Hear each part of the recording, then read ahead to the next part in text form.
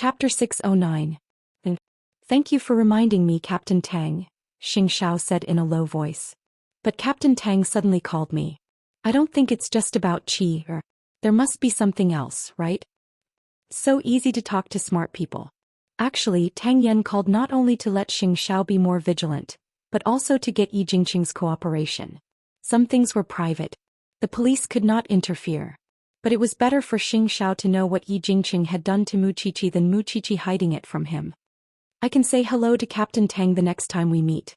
If Lin Mu and was a half-mature lion, then Tang Yan was definitely a mature tiger. Although their paths were different, they were both solid forces that he could get to know. Since Qi was under his command, she would need Tang Yan's care in the future. So Xianxia decided to do Tang Yan a favor. After all, didn't Yi Jingqing hit his heart with a flower pot? After answering Tang Yan's call, Xianxia answered the intercom. Chief. Su Che had just come back and was collecting information about Yi Jingqing. Help me do something first, Xianxia said. Send a visitation card to the Yi family. Su Che nodded. By the way, help me prepare something. Muqiqi did not know that Xianxia had interfered in this matter. After the old couple had cried enough, she went to the police's resting area with Feng Xianshan.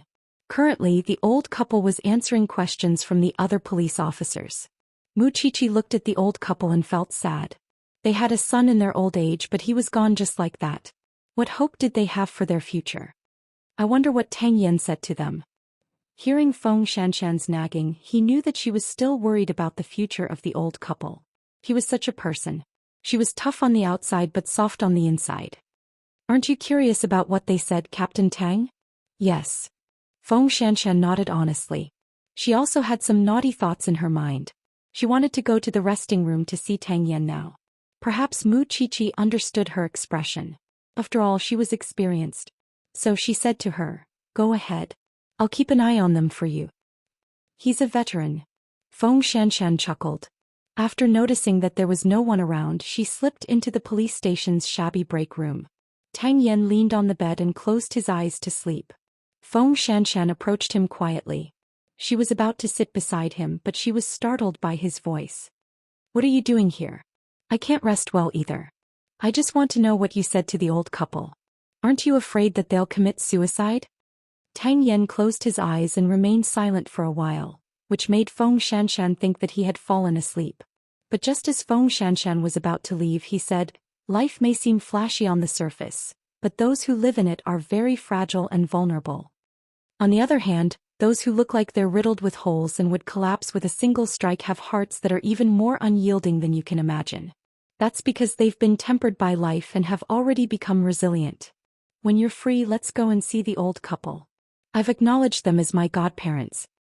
After listening to him, Feng Xianshan suddenly understood where Tang Yan's story and his deep thoughts came from.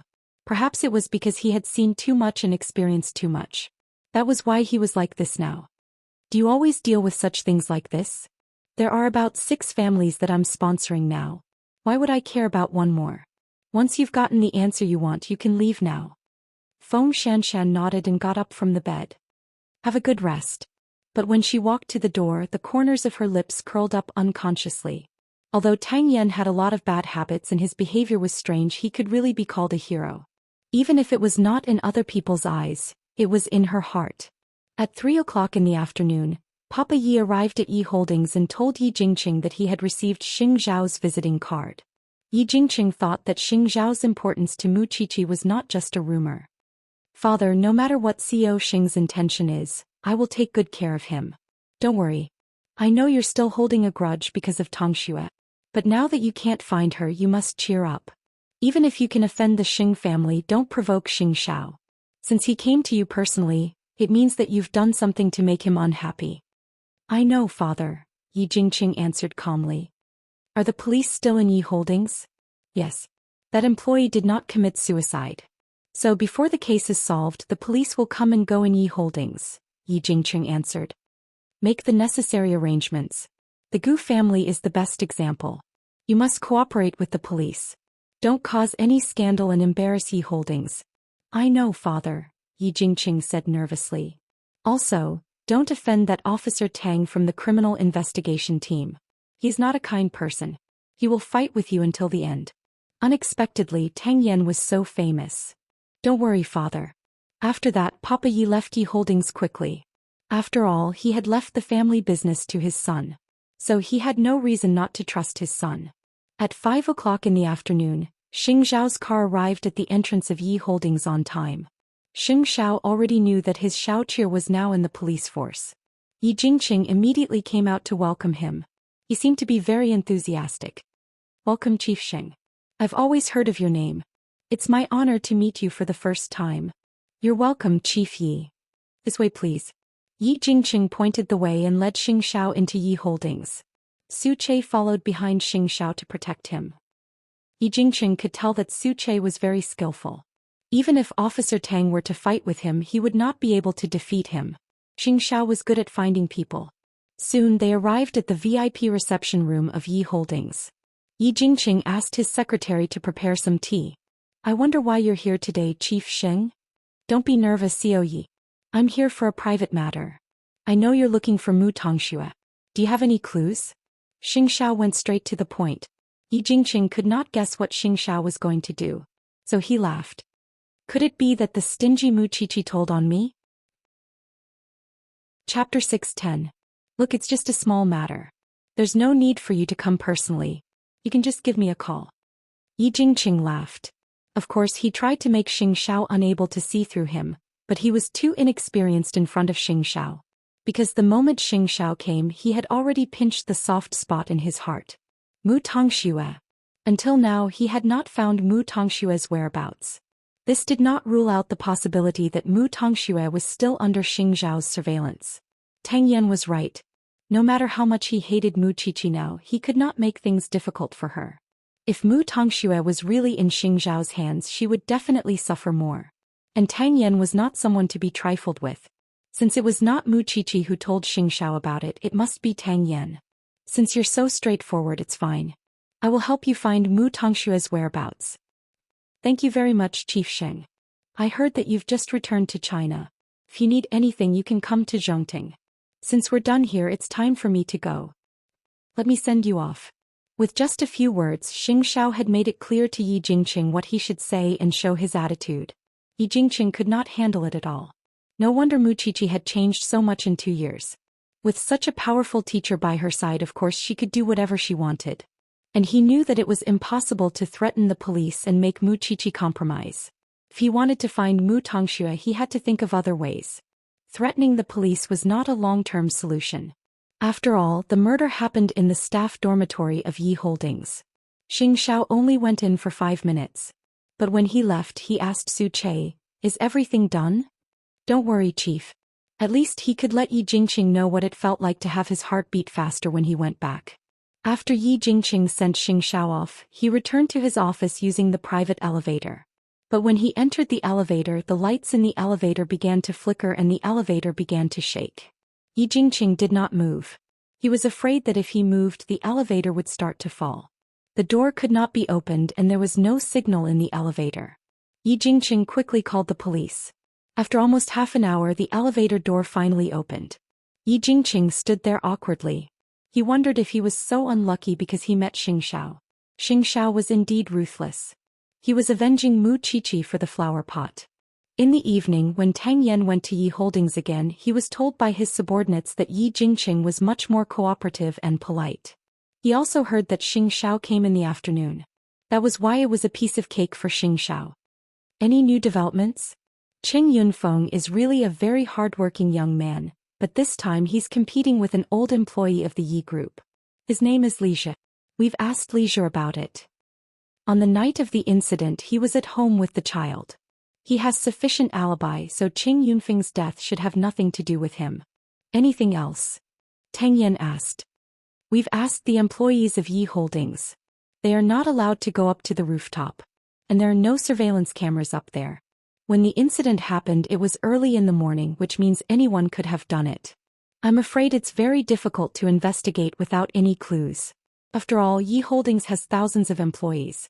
So, we still have to investigate Qing Yunfeng's interpersonal relationships. Also, have you found the source of the rope? Tang Yan asked as he walked to Yi Holdings.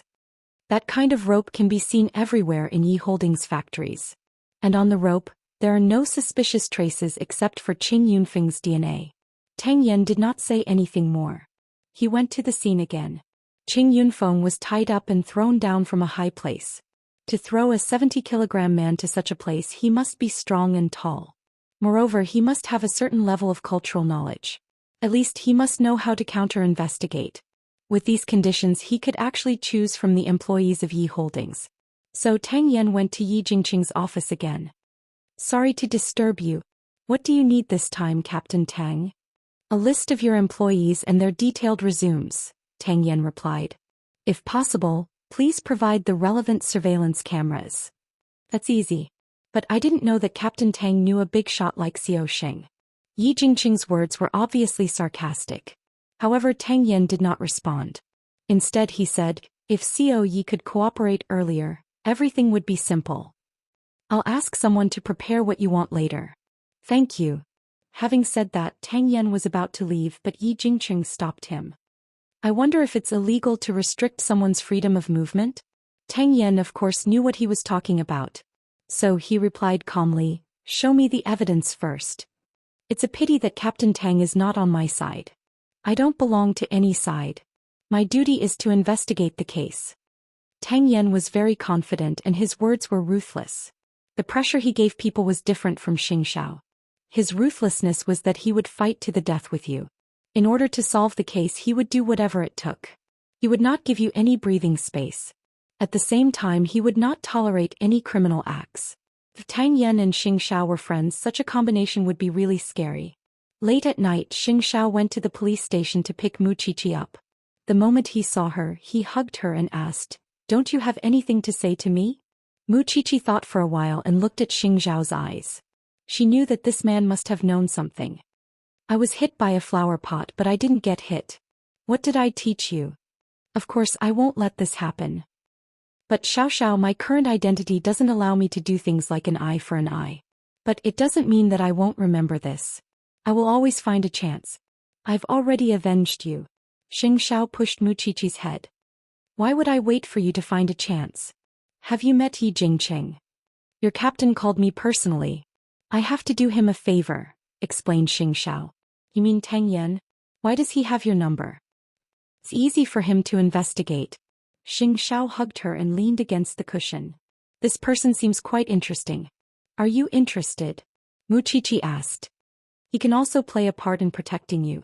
Tang Yan and Xiao's meeting was a story for another time. But with this pleasant cooperation, he believed that they would get to know each other better in the future. Chapter 6:11. Mu Qiqi looked at Xiao seriously. You've gone to look for Mu Tongxue, haven't you? He's missing. There's no news yet, Xiao answered. It's New Year's Eve in 2 days. Come home early these few days.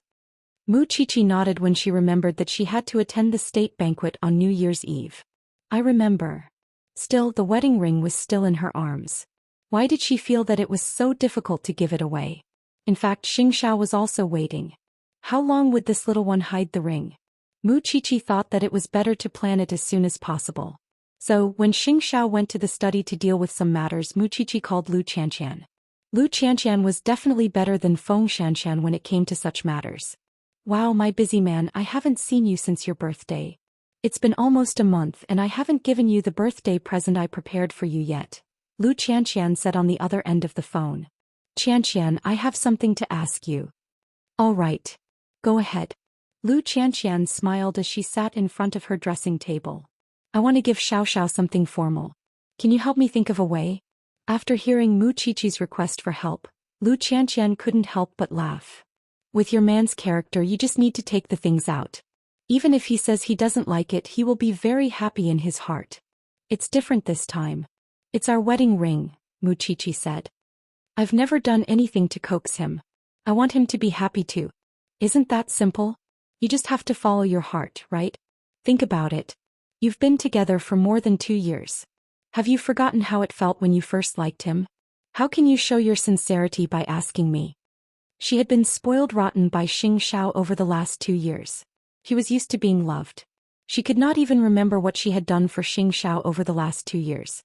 Am I not good enough? All right. I know you want to show your heart to your Xianxia. Think of a way. Let's have a meal together when we have time. I haven't eaten with you for a long time. Where's your Lin Mu'en? I went to the competition. Lu Qianxian sighed. So I'm lonely now. After chatting a little more with Lu Qianxian, Mu Qiqi hung up. How could she forget how she felt when she had a crush on Xingxiao? At that time in the small villa, she looked forward to seeing this man every day. When she heard the sound of a car downstairs, she couldn't help but get up and go downstairs to confirm it. At that time she was very careful. She didn't want anyone to find out, but at the same time she hoped that he would give her a response. Even now that feeling still made one's heart itch. So how could she not be surprised? At that thought Mu Qiqi felt relieved. She put down her phone and went to Xingxiao's study. Xingxiao looked up and saw Mu Qiqi entering the room. He waved at her. Come here. What happened? I picked out a dress for you. I can't be too rude at the state banquet. Xingxiao hugged her and placed her on his thighs. That kind of occasion was not an occasion to compete in fashion, but one that suited his status. The white embroidered dress is better. There are some dark green embellishments on it. It can also match your suit. Mu Qiqi replied, wrapping her arms around Xingxiao's neck. Xingxiao looked at the computer screen as if he was telling the designer to adjust the size.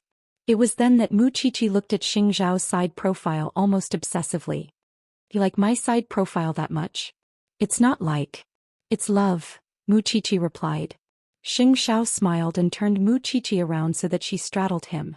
Then he said in a low and hoarse voice, unbuckle my belt. And then? Mu Qiqi asked. And then? Xingxiao lifted her pajamas and took off her belt. Then he pulled her closer to him. The tight union caused the two of them to sigh deeply. That kind of satisfaction was enough to drive them crazy. You're so bad. Mu Qiqi's body was covered in sweat. But at that moment, Xingxiao suddenly held Mu Qiqi's round waist and they were still tightly joined together. I'll let you know what's worse. When would this little thing be willing to take out the ring? Of course, the longer Mu Qiqi thought about it, the more it proved that she valued it. Late at night, Tang Yan got off work and returned home. Feng Xianxian had just finished cooking dinner. She was still wearing a naughty apron. Have some supper. That way the injuries on your body will heal faster. Tang Yan put down the key and took off his black windbreaker. Then he sat down at the dining table obediently. Feng Xianxian was satisfied. Then she brought the supper over. Eat. Tang Yan did not say anything. He finished the supper that Feng Xianxian had prepared. After that he got up from the chair. Shower. Yes. Do you need my help? Feng Xianxian untied the apron and asked. Yes, Tang Yan said. Feng Xianxian secretly curled her lips. After cleaning up the dishes she followed Tang Yan into the bathroom. This man was so seriously injured but he was still alive and kicking outside. If it were another man he would definitely be in bed for half a month. So the first thing she did when she entered the bathroom was to clean Tang Yan's wounds. His muscles were really tight. Tang Yan closed his eyes. He felt itchy on his shoulder because Feng Xianxian's hand was very light. Actually, you can use more force, Tang Yan said. He could not stand it anymore. So, you called Xingxiao about Yi Jingqing? When did it happen? Feng Xianxian used more force and asked. Before you came in at noon, Tang Yan answered. I didn't expect that you could ask Xingxiao for help. This could be considered as an eye-opener for Feng Xianxian.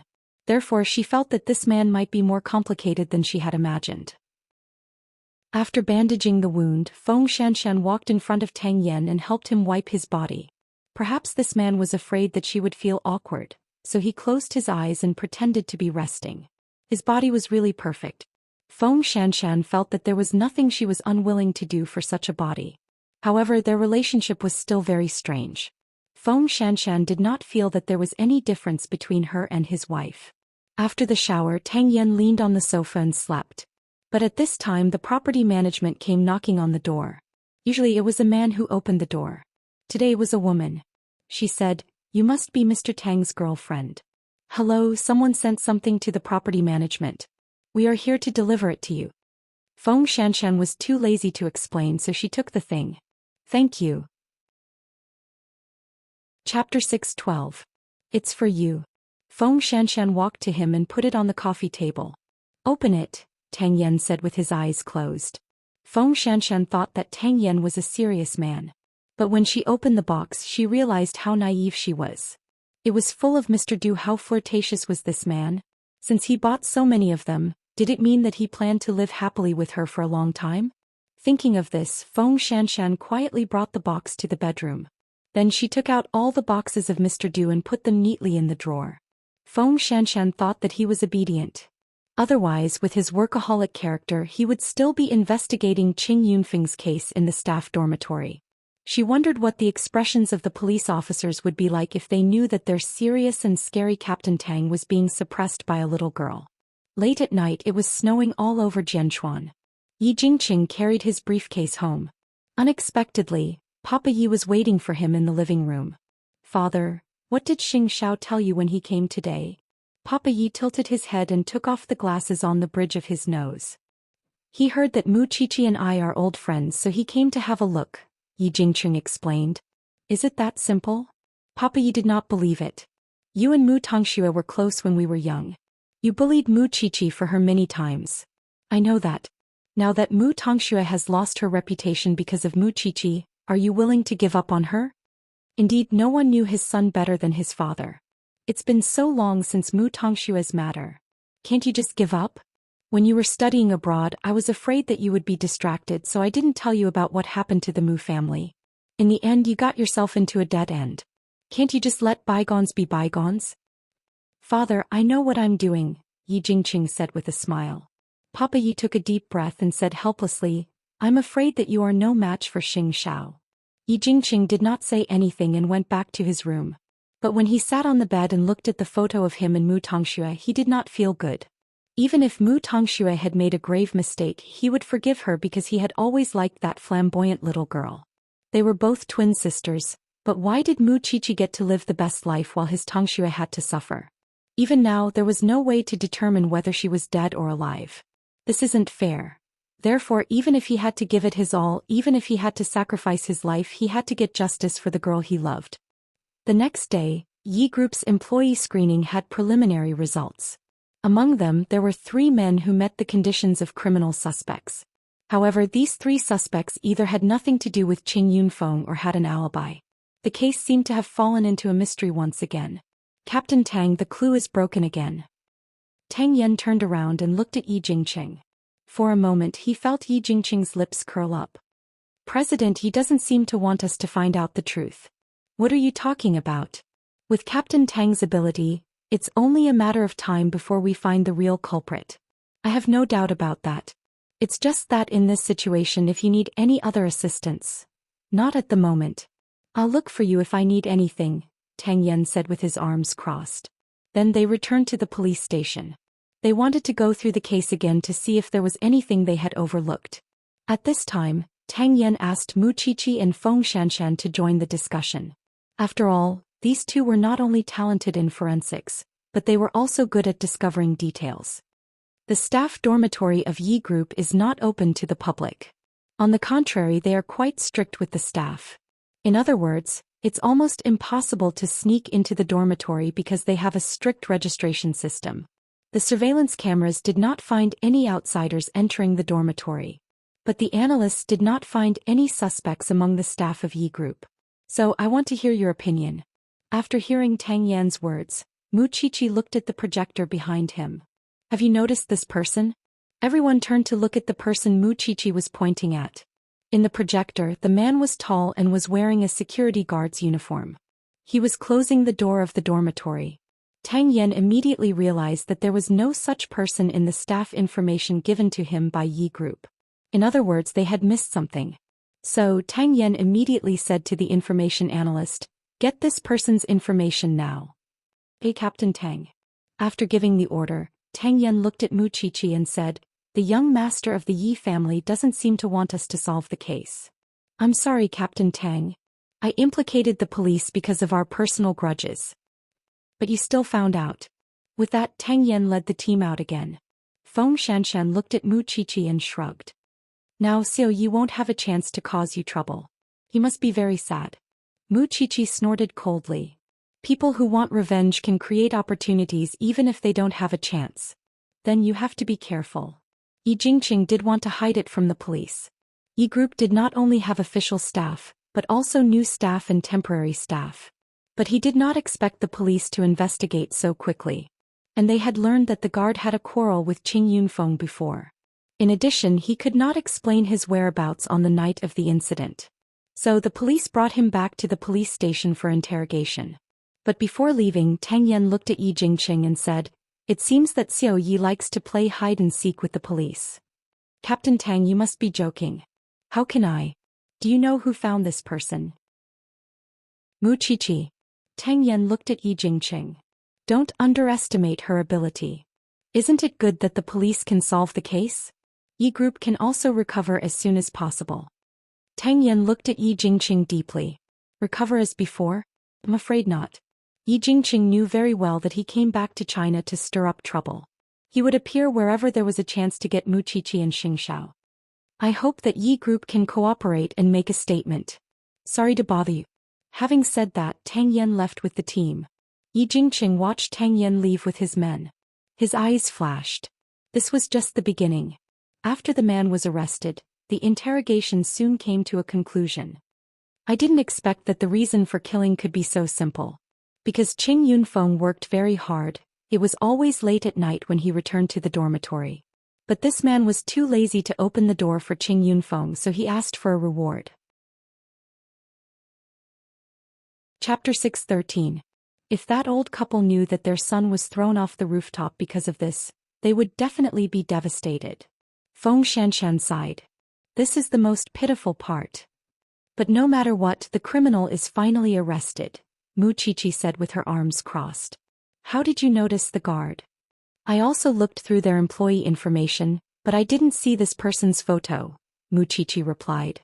Feng Xianxia gave Mu Qiqi a thumbs up. At the same time, she received a message from Tang Yan. Let's go see that old couple in the afternoon. Just us two? You still want someone else? Feng Xianxia did not reply because she realized that this man seemed to be deliberately training her. He would bring her to many occasions in private. You can eat with the professor later. I have to go out for a while. Feng Xianxia put away her phone and said to Mu Qiqi. In fact, Mu Qiqi didn't have to think to know who she was going out with. Be careful that you don't go overboard and let the people in the police station see through you. Feng Xianxia shrugged. Anyway, she could find 1,000 reasons to explain the two of them going out together. What was there to be afraid of? In fact, Mu Qiqi had somewhere to go in the afternoon. She had not been to the small villa for a long time, and she had not seen her aunt for a long time. It was a good time to take advantage of the fact that there were no cases in the police station. After lunch, Mu Qiqi arrived at the little mansion. Knowing that she was coming, Su Zipei coaxed the child to sleep and prepared cakes for her in the living room. Holiday already. I'll go check on the baby first. Mu Qiqi lay beside the crib and looked at the little one sleeping soundly with satisfaction. Is he easy to take care of? It's easy. She rarely cries, just like you when you were young, Su Zipei replied with a smile. Her whole body exuded the softness and radiance of a mother. And do you still remember Yi Jingqing? Su Zipei was stunned when she heard the name. I have an impression of him. He was not good to you. He has returned from abroad and is looking for Mu Tongxue everywhere. Now he is blaming me for her disappearance. But don't worry, I know how to handle it. Hearing this, Su Zipei's face turned cold. He still dares to cause trouble for you? How many times did he help Mu Tongxue bully you? And that's all in the past. Does young Master Xing know? He asked me and I told him. Mu Qiqi held Su Zipei's arm. The two of them were as close as mother and daughter. So I'm just telling you. What if that person wants to harm the people around me? Don't worry. I rarely go out now. Your uncle will know how to protect me. Su Zipei patted Mu Qiqi's hand. Is my room still there? Of course he's here. Did you forget what I said? Your room will always be there. I will keep it for you. Actually, I want to do something and I need your help, Aunt. Mu Qiqi's eyes were clear as she whispered into Su Zipei's ear. In fact, it was her plan to give the ring away. Su Zipei nodded and said, This is your wish and your happiness. Of course, I will cooperate with you. This was her first home after her rebirth, and the place where their relationship began. As the starting point, of course, she hoped that the ring would be given away here. Of course, Xianxia really did not know all this at the moment. After all, Mu Qiqi was on vacation. He could not keep an eye on her at all times. Then when do you want young Master Xing to come? Tonight. Mu Qiqi smiled mysteriously. After dinner, it seemed to be a good time to exercise and digest the food. Feng Xianxian followed behind Tang Yan. The two of them drove to the old couple's house and bought a lot of things. In a small house there was an old couple. All their hopes had been placed on Qing Yunfeng. But now this hope had been completely shattered. Seeing Tang Yan, the old woman covered her face and cried. I thought Officer Tang was joking. I didn't expect you to really bring your wife here. Is this little girl really your girlfriend? I've seen her before. She's also a police officer. She's not a police officer. She's a forensic doctor. Tang Yan explained and moved all the things he bought to the old couple's house. You've worked hard because of Yunfeng. Although we can't accept it for a while, we still have to live. Xianxian, there's a small box in the car. Go and carry it over. Feng Xianxian thought of Tang Yan's injured shoulder. She nodded and carried the box over. Open it. Feng Xianxian squatted down and saw a gray puppy sleeping in it. She reached out and carried the little thing out and handed it to Tang Yan. Tang Yan handed the dog to the old woman. Godmother, this dog is docile and easy to raise. Can also help you guard the house. Most importantly, it's loyal and can accompany you and Godfather at any time. When the old woman saw a fresh life in her arms, tears flowed out. You're so considerate, Officer Tang. I'll send someone to deliver the dog food and other things regularly. You don't have to worry. Seeing this, Feng Xianxian's eyes suddenly turned red. This was probably the so-called smoke and fire in the world. She did not expect Tang Yan to have such a soft heart. After visiting the two elders, the two of them returned to the police station. At this time, Feng Xianxian looked at Tang Yan's side profile and said, You can really understand their inner world. Giving them a puppy can also temporarily distract them. These are just some trivial things. What they need is a kind of hope and strength to persist in living. Tang Yan answered while driving. Do you have this kind of moment? A strong feeling that you can't live on? Yes, Tang Yan replied directly. You also had it? Tang Yan was silent and did not continue to answer Feng Xianxian's question. He felt that it was better not to let Feng Xianxian know some things for the time being. More importantly, he had not completely controlled her yet, so he had to keep it a secret for the time being. Feng Xianxian glared at him and only scolded, Stingy. Then I won't go out with you in the future. Whatever you want, Tang Yan said indifferently. But because of his indifferent attitude, Feng Xianxian was angry. I really can't understand you. I can't be too far away from you, nor can I be too close to you. I can't be good to you, nor can I be bad to you. What exactly do you want? After hearing Feng Xianxian's complaint, Tang Yan finally chuckled. Her summary was quite on point, so he also concluded. Anyone with a soul is not easy to chase. Chapter 6:14. Tang Yan stopped talking, which made Feng Xianxian even more speechless. Other than the case, you seem to be tight-lipped about everything else. Don't you feel tired of doing things halfway and saying things halfway? Qin Zhao asked. I'm used to it. Well, Feng Xianxian felt as if she had punched cotton. It was weak and meaningless. Tang Yan, whoever marries you will definitely die of exhaustion. After saying that, Feng Xianxian looked out of the window angrily and did not want to communicate further with Tang Yan. This person's mouth was really too difficult to pry open. He might as well suffocate to death. After returning to the police station, she was still angry. The professor could see it. What are you angry about? Professor, has Captain Tang always disliked communicating with others?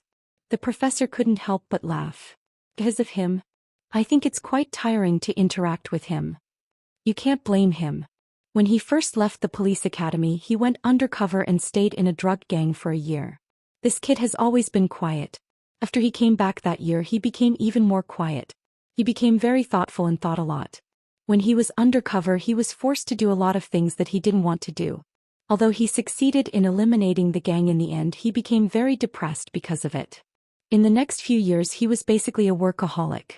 He never let anyone know what was on his mind. He was always alone. If you ask him to say what was on his mind like a normal man, he won't be able to say it. This person will carry the sky on his own even if it collapses. So it's indeed a little tiring for a normal person to communicate with him. Because of this, his relationship is not smooth. He will either be betrayed or sold out. Didn't you say that he doesn't have a girlfriend? He doesn't have a girlfriend. His previous girlfriend has been with him for a few years, the professor replied. Did you misunderstand something when he first came? This person likes to pretend to be ignorant no matter where he goes. It's a habit that he developed when he was undercover. Maybe it's better for him to get along with you. If I accidentally said something and caused a misunderstanding, it must be to make him seem friendlier. Since you don't like him, it doesn't matter. It doesn't matter if you know. Xianxia wouldn't tell the professor that she had always thought that with Tang Yan's EQ he was still a pure man. How did his last girlfriend die?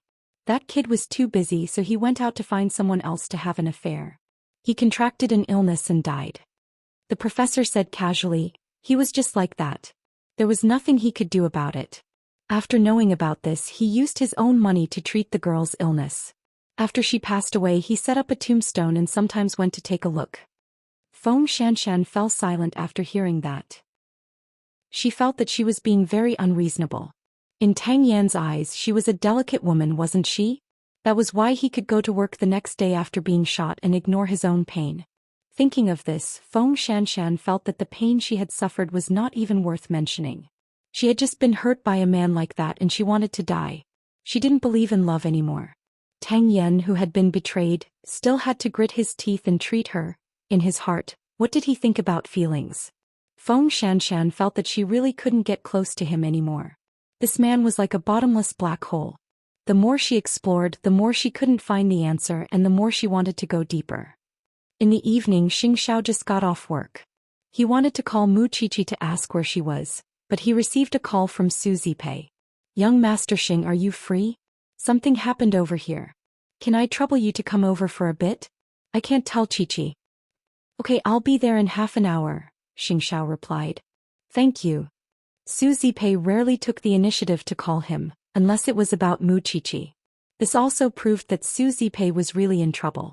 That was why she took the initiative to ask him for help. So he gave Mu Qiqi a call. Where are you? In the team, Mu Qiqi replied casually. When are you going home?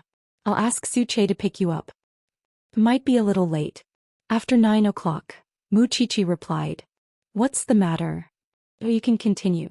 Having said that, Xianxia hung up and drove straight to the small villa. On the other side, Mu Qiqi hung up and looked at her aunt. He's coming. It's already dark and it might snow later. You should remind him to come slowly. Su Zipei patted Mu Qiqi's cheek. Go get ready. This time Xianxia really did not expect that it was the little one's trick. He really thought that something really happened to Su Zipei. When he rushed to the small villa, he discovered that the garden outside the small villa was filled with little light bulbs that looked like stars. There was an open-top dining car parked in front of the villa, its hood filled with red roses and scented candles. It was a small paradise. And opposite the dining car hung Mu Qiqi's love letter. Xianxia chuckled. He did not expect that the ceremony he had been longing for would come so soon. But Mu Qiqi was not there and there was an arrow on the ground that pointed to the love letter. Xianxia walked to it and took the letter, but he would never have imagined that Mu Qiqi had written the letter while fantasizing about confessing her love to him. So, brother, actually I'd rather call you Xiao. However, I know that you probably don't fancy a little girl like me. You only brought me back to thank me for saving you. You definitely don't know how enchanting you are. I should have spent every day and night after my rebirth on dealing with Mu Tongxue, but I realize that I'm more attached to something I can't let go of, and that is to be by your side as much as possible. You definitely don't know that I like you in secret, do you? I want you to know, but I'm afraid that you would know. What should I do if you don't like me or even hate me? I'm afraid that my aunt would know, and that she would think that I like my benefactor and bite the hand that feeds me. When I see you, I want to get close to you. I even dream of you, dream of being intimate with you, but you're so unpredictable and uncontrollable. Even if I work hard for 10,000 years, I still can't catch up to you, right? And yet, I yearn for your warmth so much. You don't have any other woman but me. Even if I'm just a 17-year-old girl, I'm special to you, aren't I? That's just wishful thinking. Because I like you. I like you so much that I want to shout it out loud. I really can't control myself. But I'm worried that you would hate me if you knew. If you don't hate me, then open the door to our home. If you do, just pretend that I'm having the most beautiful dream. Xiao's heart softened when he read the letter. He had exposed Mu Qiqi before and never gave her a chance to write a letter. Chapter 6:15. Moreover, how could he hate the little one whom he had spent so much effort raising? That little one really wanted a spanking on the butt. Xiao folded the letter into a very small square and kept it in the pocket of his windbreaker. He could keep the letter until he died. If his children and grandchildren were interested, they could take it out and study it in the future. After putting away the letter, Xiao turned his eyes to the closed door of the little mansion. When the little thing wanted to be romantic, she would do it one after another. She was very artistic and he liked this. Then he strode expectantly towards the little mansion. Behind the door was something he could not let go of for the rest of his life. Xiao reached out to push the door open, thinking that he would see his little one after opening it. However, Mu Qiqi seemed to be playing a game that night. There was a huge sea of roses in the living room of the little mansion, and in the middle of it was a wall of roses. The wedding ring he had asked the designer to make was embedded on the wall, and he did not expect that his little one would put it on the wall. But where was she? Xiao was about to turn around when a pair of slender arms came from behind and hugged him. Xiao smiled and was about to turn around, but Mu Qiqi did not let him. Do you recognize that pair of rings? Xiao was speechless. Where did it come from? He would never admit that he did not recognize it. You don't recognize it? It's fine. I know that it's a pair of rings. It was designed by someone who stared at the designer for 12 hours a day. So what? Xiao snorted softly. I thought you were going to hold it in until the end of time and hide it from me. You're such a thief. You actually gave it to Mom. Mu Qiqi turned Xiao around and looked up at him. But I knew it was prepared for you the moment I saw the ring. It's in the shape of a six-pointed star, and our important dates and English names are engraved on the inside. I wouldn't have prepared that. Xiao reached out and took the ring from the rose bush. Put it on. You're my exclusive little one. Am I not? Mu Qiqi retorted. Xiao lifted her hand and put the ring on her ring finger. The six-pointed diamond ring shone brightly. Not only that, Xiao even lifted her hand and kissed it softly. Now it's complete. Mu Qiqi took off the ring on the wall and slid it between his fingers. Everything I have belongs to you, whether it's my body or my soul. Even if I have nothing, I will follow you to the ends of the earth and love you for the rest of my life. At that, Xiao lifted her chin. He wanted to kiss her but remembered that they were in the small mansion. Don't worry, Auntie took the baby to Uncle's old home. Baby. At those two words, Xiao suddenly thought that it would be the most wonderful thing in the world if he could have a baby that looked 70% like Mu Qiqi in his arms. However, she was still too young. He didn't want to deprive her of the right to be happy and have to bear the responsibility of a mother. That would be too unfair to her. Seeing that Xiao did not move, Mu Qiqi stood on her tiptoes and kissed the man's thin lips. But just as Xiao was about to carry her, she blocked his chest. I learned how to make steak from Auntie. Won't you do me the honor and try it? And do you know how hard it is to decorate the dining car outside? Xiao looked at the little one and pinched her ear. I'll let you go for now. Mu Qiqi broke free from Xiao's embrace and went to the kitchen. After a while, she put the plate in the dining car. I wanted to learn to be a good wife and mother and take care of your food and clothing. I don't need a nanny. I knew you would answer like that. Just take care of my heart. Xiao said lazily. Then he took another bite of the steak. How is it? Xiao put down his knife and fork, wiped his mouth and got up.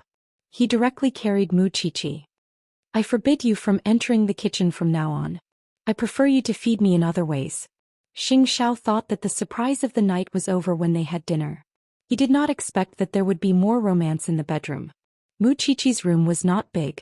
But unexpectedly, there was a huge bathtub in the middle of the room. She had asked someone to make it. Men actually liked these simple and rough things the most. In order to feed him, the stomach was actually the second most important thing. When Xiao saw that the water was ready, he lifted Mu Qiqi's chin and said, Are you that bad? You like it? Mu Qiqi answered confidently. Was there a need to say it? Of course he liked it. The most direct way to like a woman was to occupy her inch by inch, whether it was her body or her soul. In general, he liked it when the little one would open up for him from time to time. Because for him, what else in this world could please him? It was nothing more than doing the happiest thing in the world with the little one. Tonight, the little mansion was full of romance and ambiguity. Mu Qiqi thought that she did not have to look at the taillights of Xing Zhao's car like she said in the confession letter. Because now, the man was beside her, inside her body. At the same time, Feng Xianxian was watching TV alone in the living room. Because she could finally understand what it meant to be awkward. She had learned a lot about Tang Yan from the professor during the day. Now that she was looking at the person in question, she did not know how to face Tang Yan. She did not know whether she should be good to him or not. But just as she was thinking seriously, Tang Yan's doorbell rang. Feng Xianxian thought it was the property management again, so she went to open the door barefoot.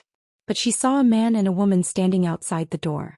Their expressions were also very surprised. "Who are you?" Feng Xianxian was stunned for a moment, but she could feel the hostility from the other party. "I'm just a tenant." Feng Xianxian casually made up an identity. But what kind of person was Tang Yan? He was a neat freak and he disliked people entering his house the most. It would be strange if he had a tenant. At this time, Tang Yan also came out of the study. When he saw the two people outside the door, he frowned. "Your guest." "Come in," Tang Yan said directly. The two of them rushed into Tang Yan's living room. But a few minutes later they started arguing. It was mainly the woman's voice. "It's only been 2 years since Xianxia passed away, and you already have a new lover? And you even brought her home. This is the house you bought for Xianxia. How can there be another woman here?" Feng Xianxian was speechless. Damn it. Couldn't they be quieter when they were arguing? She could not even focus on the TV. Chapter 616. Last month we lost some money in business. We wanted to ask for Xiaojia's bank card back. Hasn't it been kept by you? Tang Yan looked up at his ex-girlfriend's brother and sister-in-law with a cold expression. "I don't have her bank card here." "Nonsense. When you bought this house, she said that she gave the card to you and asked you to be in charge of the renovation," Renjie's brother said. "I returned it to her. I didn't use a single cent of her money for everything here," Tang Yan replied. "Tang Yan, I didn't expect you to be such a person. Xiaojia is already gone. Shouldn't you return what belongs to her to us?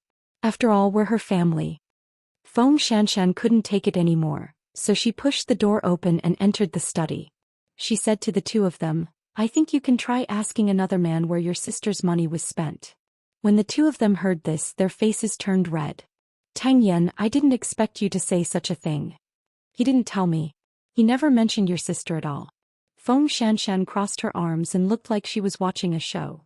"I don't know how you have the face to come here. Actually, this is good. Shouldn't your family pay for your sister's medical expenses? Tang Yan even paid for it. After all, you're her family." The two of them didn't expect Feng Xianxian to be so eloquent. They were speechless. "Tang Yan, is this how you humiliate Xiaojia? I've really misjudged you.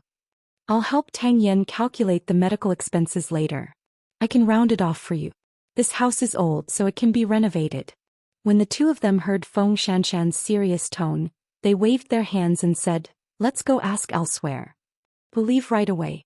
Where was her attitude when she scolded them just now? Feng Xianxian looked at the two of them leaving mockingly. She was really disdainful. "Everyone says that I have a bad taste in people. You might as well give in," Feng Xianxian mocked. "I'll go back to live after I've finished renovating the house." Tang Yan was speechless. After saying that, Feng Xianxian was about to leave, but Tang Yan grabbed her arm. "I didn't use anyone's money to buy this house and I didn't buy it for anyone. It's just that this is where I lived when I was young. That's all," Tang Yan explained. "That girl lived there before?" "Yes." "Then I still have to move." Feng Xianxian struggled out of his grasp. "Tang Yan, you might be mistaken. The place where you lived when you were young might be next door." Feng Xianxian pointed at her house. However, Tang Yan looked at Feng Xianxian without saying a word. "Are you jealous? If I admit that I'm jealous, will you move? I live next door." Tang Yan's eyes lit up, but he did not say anything. Perhaps Feng Xianxian felt that this was indeed a little too much, so she said, "I can tolerate this being your study, but I won't allow you to live here. You eat and live in my house and this is your studio. That doesn't count as you leaving your parents, does it? Move, or not?" Tang Yan answered straightforwardly. Feng Xianxian was finally satisfied when she heard this word. She smiled. "I'll get someone to smash the walls of the 2 courtyards tomorrow. So you admit that you're jealous? Tang Yan was still struggling with this question. Anyone would feel uncomfortable. If you think that I'm jealous, then so be it. Xianxia replied proudly. But can you blacklist those two people from now on and never ask about them again? Haven't you done enough? You even want to support their family? Do you think you're Xiao who earns 100 million a day? No, I should say that even if Xiao earns 100 million a day, he won't do such a stupid thing. I'm not good at solving these things, Tang Yan said straightforwardly. Good my ass. Xianxia cursed. When facing shameless people, it's the easiest to throw them out. Let's not talk about it anymore. I'm going to sleep. I still have to get a master to smash the walls tomorrow. Tear down your room and make it a big workshop. I can also do experiments in it. Why didn't I think of it earlier? Tang Yan watched Xianxia walk out of the study and secretly curled his lips. This was the advantage of having someone to take care of him. Fortunately, Xianxia was a little bad and refused to suffer losses. If it were someone else, he wouldn't care about Xianxia. Of course, if these two people met Muqiqi, they might end up worse. After all, Xiao was good at scheming behind people's backs. He could always make you die without knowing it. It was almost New Year's Eve. Many people in the circle had already received the news. They knew that Xiao would definitely be in the limelight this time.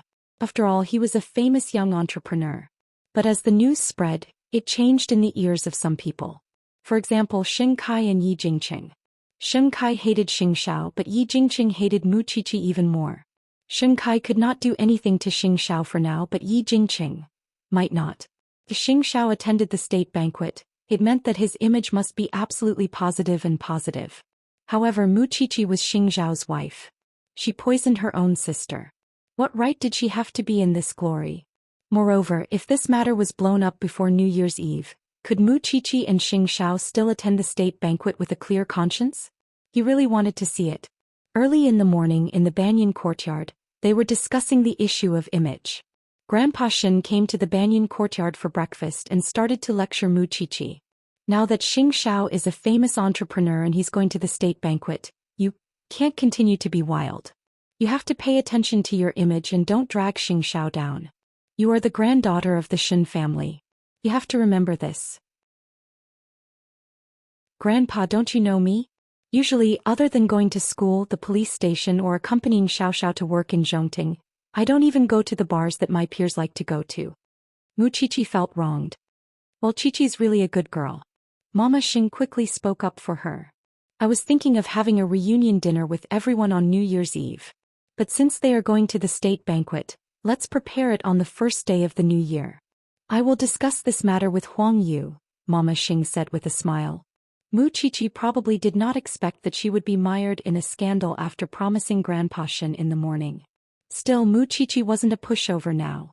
At 10 o'clock in the morning, the criminal investigation team received a report about a murder case in the slums. A girl in her 20s was burned into charcoal. Why did the slums come to us to report it? Where's the police in the district? The team members complained helplessly. It's the new year now. There are not many police officers. It's normal for them to be transferred here.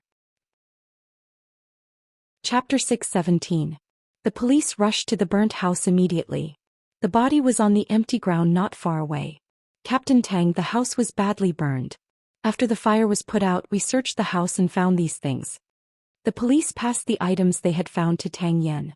The student ID of the nursing school and some other things that could prove her identity. But that was not the most important thing. According to the student ID, the girl's name was Mu Tongxue. Everyone was shocked when they saw it. Wasn't this Muqiqi's sister? Coincidentally, Xianxia was smashing the wall at home today, and Muqiqi was preparing for the state banquet at home. So, it was the senior from the forensics team who went out to the field. Can you confirm her identity? Tang Yan asked the forensic doctor. Based on the degree of burn, we can confirm that the victim is a female between the ages of 18 to 22. As for the rest, we can only tell you after the autopsy. Confirm if the victim is Muqiqi's sister as soon as possible, Tang Yan said. It was not easy to deceive him. After all, Yi Jingqing had just returned and was looking for Mu Tongxue. But now Mu Tongxue was dead here? He did not believe that there was no story behind it. As for what the secret was, he would only know after the investigation. If you want to confirm if this is Mu Qiqi's sister, call her back to the lab. I'll do a DNA comparison. Then we'll know, the forensic doctor said. Tang Yan nodded. Then he called Mu Qiqi. Do you have time? Go back to the police station. There's a case in the morning. It's related to you. Mu Qiqi's body stiffened when she heard Tang Yan's words. I'll be there right away. Mu Qiqi was trying on clothes at home. But when she received Tang Yan's call, she did not delay. After all, Tang Yan said that the case was related to her. Mama Sheng drove Mu Qiqi to the police station personally. When Tang Yan saw Mu Qiqi, he said, "We found a burnt body in the slums. It might be your sister." Mu Qiqi's heart skipped a beat. Although she did not believe that Mu Tongxue would be killed, what if it was? That was why she went to the morgue. After all, she was the one who understood Mu Tongxue the most in this world. Looking at the charred corpse lying on the autopsy table, Mu Qiqi's thoughts were immediately pulled back to Su Ziqing's death. It was the same lying on the bed, burnt to a crisp. Qiqi, for accuracy, let's do a DNA comparison first. You can take a look at the body later, the senior from the forensics team told her. Mu Qiqi glanced at the charred corpse and nodded. All right. After collecting the sample, Mu Qiqi returned to the morgue. But when she got close to the corpse, she could clearly feel that it was not Mu Tongxue. No. Tang Yan leaned against the door. Seeing that she had come to a conclusion, he asked, "Evidence?" Although this corpse is very close to our age, she had never given birth. Moreover, even if she was burnt to a crisp, I can be sure that this is not Mu Tongxue with delicate skin and flesh. The joints of the corpse's hands are relatively thick and the knees are severely damaged. Look at her bones carefully. There are many scars on her limbs and they have been worn over the years. That means that the owner of this corpse has lived in a relatively harsh environment for many years. In her clenched fist, there is only a little skin tissue left to prove that her skin is rough, which does not match Mu Tongxue at all. But she died in the slum house that you prepared for Mu Tongxue, Tang Yan emphasized. No, she wasn't burned to death. We've seen cases of people being burned to death before. The body was charred, but it was still lying flat. This can only mean one thing. When the fire started, she was no longer breathing. We can also draw this conclusion from her nose and lungs, Mu Qiqi said. You still don't understand what I mean. Tang Yan looked at Mu Qiqi seriously. Someone set up a trap to lure you. They are targeting you. What you need to know now is the motive of this person. Captain Tang suspects that someone found the corpse and pretended to be Mu Tongxue to cause trouble. It's easy to find out whether they killed someone or stole the corpse. But you have to know what the person behind this is trying to do as soon as possible. You might be able to guess who the person behind this is. After all, he is the only one who wants to contact Mu Tongxue. But I don't have a clue what he wants to do. Mu Qiqi thought about it carefully and answered. This matter does not belong to our jurisdiction. Another team will come and take over soon. Although the informant called us, in principle we have to hand over the case. After all, this is not a special case. I understand, Captain Tang. That's why I asked you to come over for the autopsy. I want you to be mentally prepared. While the two of them were talking, the team in charge of the burnt corpse case had already arrived at the entrance of the police station. Seeing Mu Qiqi, the captain smiled and said, I heard that the person who died is your sister. I've examined the corpse. It's not her. Our forensics team will give me an answer whether it's true or not. We don't need your team to worry about the cases in our jurisdiction. At the same time, Mu Qiqi, you should go back with me and help with the investigation. After all, that house is where your sister used to live, and the things found in it all point to your sister. We've already done a DNA comparison. It will be out soon, the senior from the forensics team interrupted. Then we'll talk about it when it's out. Having said that, he turned around and left. His tone was arrogant and very annoying. It seems that the police there will not give us any face. Not long after Tang Yan finished speaking, Mu Tongshue's case became a hot topic in the afternoon. After all, Mu Qiqi and Xianxia had always been famous in Jianchuan. Moreover, the matter between her, the Mu family and Mu Tongxue was a hot topic that everyone knew.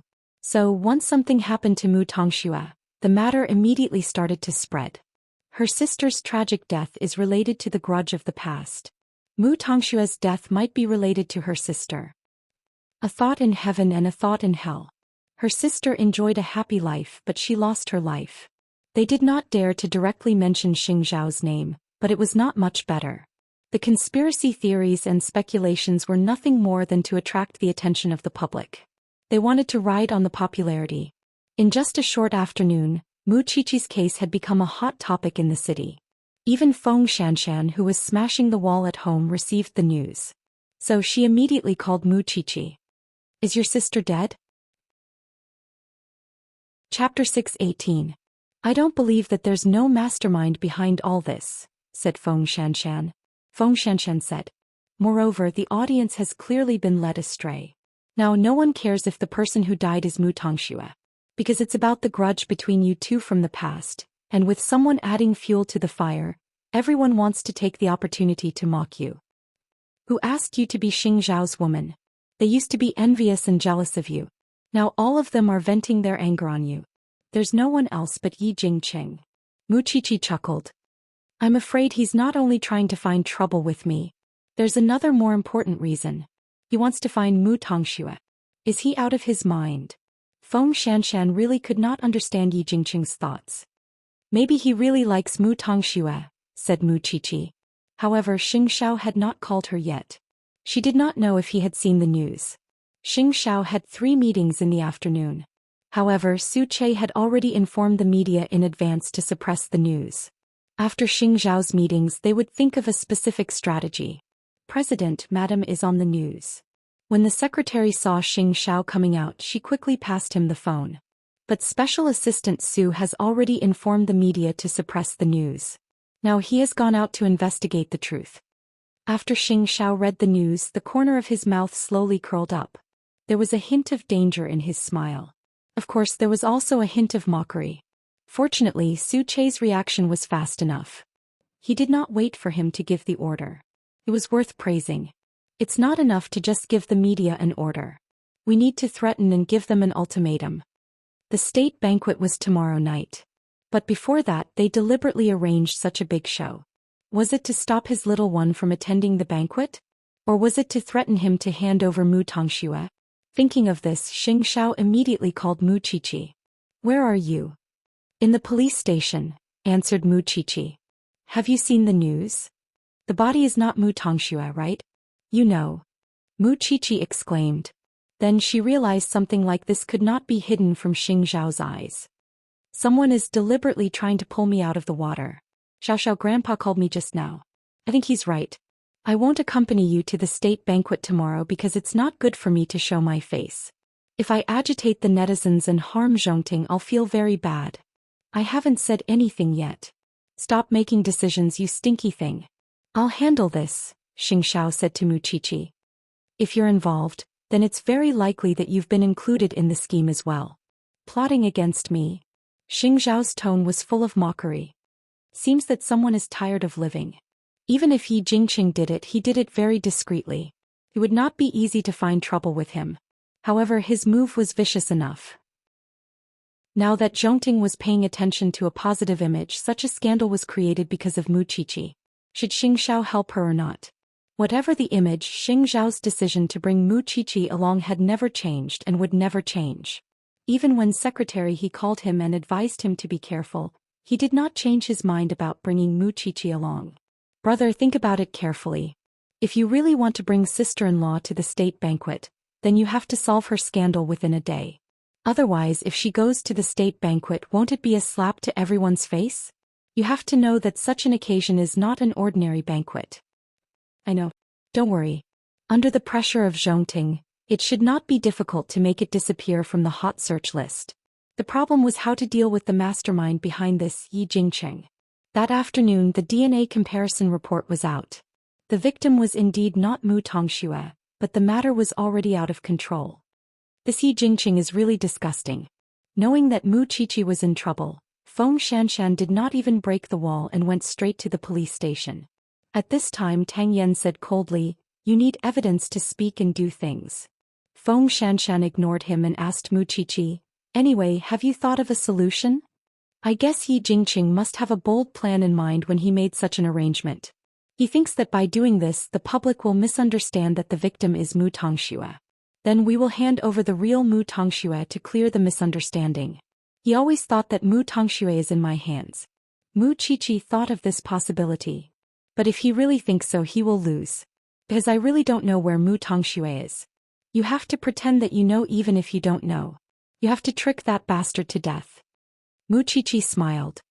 Seems that there is no other way. I can only choose the most direct way, which is to talk to the netizens, although I don't want to be famous at all. No, the victim is not Mu Tongxue. The police will clear this up sooner or later. Why do you need to talk to them? That's because Yi Jingqing knows that tomorrow is an important day. I have to be innocent. Mu Qiqi smiled helplessly. What day is it? The state banquet. Hearing this, Feng Xianxian suddenly realized something. That bastard is really good at calculating. Mu Qiqi did not say anything else. She only greeted the people at the police station and left. Xing Zhao's car was waiting outside. Mu Qiqi was afraid that there would be reporters waiting outside, so she quickly went to open the door. Xing Zhao smiled when he saw her. What are you afraid of? I'm afraid of trouble, said Mu Qiqi. I'm even more afraid of causing trouble for you. You don't have to worry about anything. You just need to attend the banquet with me in your best state tomorrow. Xing Zhao hugged Mu Qiqi's waist comfortingly. I've arranged an interview for you tomorrow morning. By then you just need to do what you're best at. Leave Yi Jingqing to me. Does he want to know where Mu Tongxue is? He will never get it in this life, said Xing Zhao, holding Mu Qiqi's head tightly. Will it really not affect your image? Will it make you lose face at the state banquet? The company has a public relations team. Do you think my team is on the same level as Huang Yao? This team is dug out from the entertainment industry. Xing Zhao's tone was relaxed and extremely confident. They know better than you what the bloodthirsty netizens like. As for the other scores, we'll settle them after the state banquet. Mu Qiqi looked up at her man's eyes and nodded. Don't worry. I'll cooperate with you tomorrow. If Secretary he really thinks that I'm not suitable to appear at the state banquet, I'll listen to your arrangement. Although I trust you, I won't be disappointed if I can't go. At most I'll cheer for you on TV. You're quite open-minded. Xing Zhao did not say anything else. He did not need Mu Qiqi to know some things. Yi Jingqing thought too highly of himself. Did he think that he could play with him just because he knew how to act? He was really daydreaming. Chapter 619. In fact, Yi Jingqing had found the best team of blackmailers in the entertainment industry. Even if the news was suppressed, it would come back again with another trending topic. His purpose was clear. He wanted to make Mu Qiqi suffer. He knew that after the body was found to be not Mu Tongxue's, this matter would be cleared up. It would not be a threat to Xing Zhao to hand over Mu Tongxue. But he had already thought of a countermeasure. Even if Mu Qiqi cleared up the matter, he still had other plans. How could he only prepare one script? The news spread like wildfire. In the hospital, even Grandpa Xing could hear the nurses gossiping. This was one of the reasons why he objected to Mu Qiqi and Xing Zhao being together. Her birth would make the people around her suffer a lot of ridicule and humiliation. Xing Zhao would attend the state banquet tomorrow. But Mu Qiqi was being harassed by the media at this critical moment. Wasn't she deliberately making things difficult for Xing Zhao? Grandpa Xing's face darkened the whole night. But when he thought about it carefully, with Xing Zhao's ability he always got through it safely. It was not his place to worry about it. But when he thought of Mu Qiqi's complicated and disgraceful birth, he pouted unhappily. When Xing Bowen entered the room, he saw Grandpa Xing's awkward expression. He could guess what was going on. So he smiled. I came from Huang Yao to see you. I've been busy for the whole day. Don't you feel sorry for me? As long as Mu Qiqi's birth is not solved, Xing Zhao will be criticized. Their mouths belong to them. We can't control what they say. But if it gets out of hand, it will be ugly. Most importantly, this matter can be used by people with ulterior motives at any time. Grandpa Xing was a little helpless. I don't want that girl to be separated from Xing Zhao. I just think that if she can solve this problem, she will not be a burden to Xing Zhao. Grandpa Xing used the word burden. But he knew very well that even if it was not Mu Qiqi, no one would choose their birth. I can't say anything about sister-in-law and her twin sister. After all, I don't know what happened between them. But I believe in sister-in-law and Xing Zhao's judgment. Grandpa Xing thought for a while and finally waved his hand. I'll see how Xing Zhao attends the state banquet tomorrow. For Xing Zhao, if he did not show up at the state banquet with Xiao Qir tomorrow, He would have no one to share his joy with. So no matter how others tried to stop him, he would definitely bring the little thing along with him. Still, that did not stop her imagination from running wild. She was afraid that she would embarrass Xianxia, afraid that her birth would become a laughing stock for him, which was why she was extremely nervous even in her dreams. This has nothing to do with Xiaoxiao. It has nothing to do with Xiaoxiao. Don't talk nonsense. My mommy is not a bitch. Xianxia was woken up by her. He propped himself up and looked at Muqiqi, who was sweating profusely while having a nightmare. Then he gently caressed her head. When she relaxed, he lifted the blanket, put on a black robe and went to the study. It was only 3 a.m. He had never thought that going to the state banquet would bring so much pressure to Xiaoqi, but it was precisely because of that he would bring her to the banquet regardless of the consequences. Because he wanted to tell others that he did not mind them talking about Qier's family background. On the other hand, Yi Jingqing was really tired of living. Did he want to look for Mu Tongxue? It was not that he could not, but he might have to suffer a lot. So at 3 a.m, Xianxia called Su Che. I have some voice recordings here. Help me find a few voice actors who are good at imitating. I want the results before dawn tomorrow. Receiving the task in the middle of the night, Su Che could only get up from his bed. He knew that Xianxia was suppressing the fire in his heart under Yi Jingqing's provocation. If it were in the past, he would have hung Yi Jingqing on the mountain and exposed him to the sun. But after half a year of settling down, he had matured a lot. He would never leave any traces behind because he would not give his enemies any chance to attack him. The next day, Zhongting arranged an interview at 10 a.m. So Muqiqi went to the police station to report first.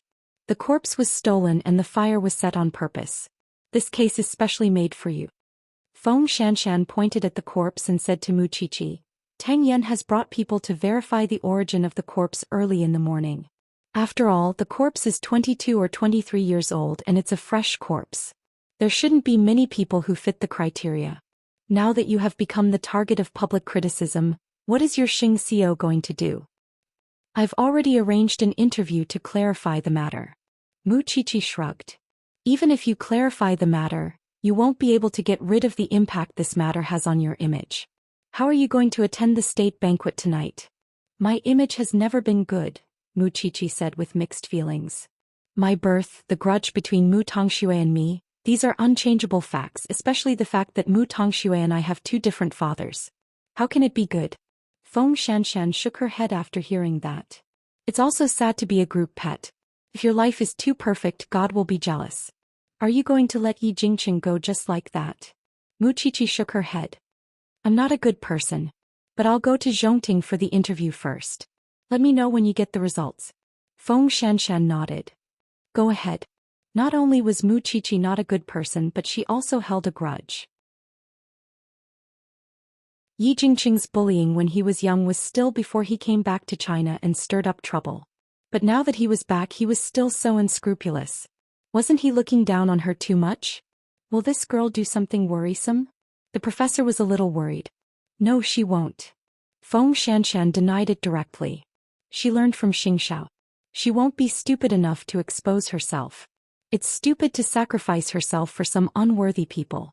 But this is a personal grudge. Let's see how she deals with it. It's a good state banquet. How embarrassing. The person behind this is too wicked. Feng Shanshan did not say anything. He just wanted to see what would happen to Yi Jingqing. It might be okay to provoke Muqiqi. Although she wanted to take revenge, Muqiqi would not go too far. But Xianxia was different. Yi Jingqing was stepping on Xianxiao's bottom line. Chapter 620. At 9 o'clock in the morning, Xianxia received another call from Secretary He in his office in Zhongting. Brother, are you still planning to bring sister-in-law to the banquet? You have to know that your image is related to everyone's image. It's not that I don't like sister-in-law, but it's not suitable for her to appear at the banquet at this moment. Secretary He. When Xianxia was about to answer, Muqiqi took the phone away from him. Don't worry, Secretary He. I won't go. I know the big picture. Xianxia frowned. But Muqiqi smiled. Don't let yourself decide everything. You should ask for my opinion first. Xianxia looked at Muqiqi without saying a word. Muqiqi continued, I can't change my background. I can't change the fact that I have two fathers. Although I don't want to admit it, the world is full of gossip. Xiaoxiao, it's not bad to be more mature. Even if I go up tonight, I won't have the confidence because I'll always be under the protection of your wings. I don't have the confidence to argue with others, so can you just give me a break? Xianxia looked at Mu Qiqi for a long time. Suddenly, he put his arm around her neck and pulled her closer to him. Do you know what you're saying? Of course I know, Mu Qiqi replied. Don't let me go to such a banquet with a guilty conscience. I'll feel uncomfortable. When I'm sure that I have the ability to appear with you, not to mention 1 Yi Jingqing, even 10 Yi Jingqing won't be able to stop me. Little one, don't say such discouraging words. The interview hasn't started yet. How can you be so sure that you don't have the confidence? In my heart, you've always been many times better than those rich young ladies who only know how to put on airs. Why do you have so little confidence in yourself? Because I don't want you to disappoint your teammates who are on the same side with you because of me. So, you're saying that you don't believe that I can handle your image well? They had been together for more than 2 years, and in those 2 years, they had never had a disagreement over such an issue. Of course, Xianxia had to admit that his little one had always listened to his arrangements and trusted him wholeheartedly. You know, that's not what I mean. I just want to protect you. We've been together for so long and we even wear wedding rings, but I've never done anything for you. Xianxia said nothing, but he could feel that the little one's wings were getting stronger. He had already begun to have his own ideas, and he was determined to stick to them. President, the interview is about to begin. Outside the door, the secretary didn't know that the two were arguing, so she knocked on the door to remind him. Xianxia withdrew his gaze and answered in a low voice, I understand. I'll go do the interview first. Mu Qiqi turned around, but after a few steps she turned back and hugged Xianxia tightly. Don't look so pitiful, okay? My heart will ache. Xianxia sneered. I just want to strip you naked and spank your ass. Wait for my interview. Having said that, Mu Qiqi walked out of Xianxiao's office and followed behind the secretary. What could Xianxia do? Of course he followed her out. The interview was held in the VIP room of Zhongting, and it was in the form of a live broadcast. There were live broadcast platforms everywhere now so that the information could directly satisfy the psychological needs of the audience. Mu Qiqi simply touched up her makeup and sat down in front of the camera. The person interviewing her was Fong Lan, the columnist of the best news media in the country. She was very easygoing and it was obvious that she was very cultured. Miss Mu, you can start now. Just make an okay gesture. It's a live broadcast today, so you don't have to be nervous. Just answer the questions truthfully. Mu Qiqi nodded and made an okay gesture. Fong Lan quickly got into the mood, faced the camera and said her opening remarks. This is Real Person Chronicle. Welcome to our live interview. I'm Fong Lan. Since yesterday there's a person. She's not a media figure, but she's at the top of the hot search list. She's not an entertainment star either, but she's a hot topic. Today we're interviewing the person involved in this matter, Miss Mu Qiqi. Mu Qiqi looked at the camera and greeted the audience. Then the questions we're going to ask today are relatively sharp. If you encounter any questions that you don't want to answer, you can just say it. Mu Qiqi nodded. First of all, we want to know, is the body found yesterday morning your sister? No, Mu Qiqi replied immediately. It's confirmed that it's not. I'm sorry, but it's not convenient for me to reveal the details. I understand. After all, it's related to the case. Then let's talk about the story of you and your sister. I believe you've seen the topics outside, haven't you? Mu Qiqi thought about it and nodded again. Yes, it's hard not to see. What do you think about the topic of you enjoying life while your sister is suffering? I don't really see it. I just don't understand. Did the netizens lose their memories? First of all, my sister killed my grandmother and framed me for it. She stole my college entrance examination results and indirectly killed our mother. Why shouldn't she suffer? Should she still be enjoying life? Mu Qiqi answered naturally. I want to ask a sharper question. What do you think about the fact that you and your sister have two fathers? Mu Qiqi looked at the reporter. She really knew how to ask the most explosive questions. To be honest, I've thought about running away because I know that this matter might bring ridicule and hurt to the people around me. But it's not something I can choose. What can I think about it? In this world, the last thing a person can choose is their family background. I've told myself that I have a good family, a husband who loves me and friends who support me. My life is very complete, so I don't need to care about these malicious mockery. However, when it's set out in the open, I can't just ignore it. But what did I do wrong? Are you afraid? Feng Lan asked again seriously. Afraid? Mu Qiqi was stunned for a few seconds. Then she said, the body is not my sister's, but the news has spread to every household. It's as if I've become a murderer overnight. Are you asking me if I'm afraid? I'm not afraid. Why should I be afraid? If I'm afraid, won't the person who wants to destroy me get what he wants? Chapter 621. Miss Mu, do you mean that this is a trap? Feng Lan asked, catching on to the main point in her words. Miss Feng, think about it carefully. My sister's body was found disguised as my sister's body in her house. Then they bypassed the police station at the scene of the crime and reported it to the crime squad that I'm in. Then an overwhelming amount of scandals came one after another. Doesn't this seem like a meticulous plan? I'm guessing that if I were to be interviewed by a live broadcast, the conclusion that I'm suffering from persecutory delusions would come out soon. Feng Lan thought about it carefully and smiled.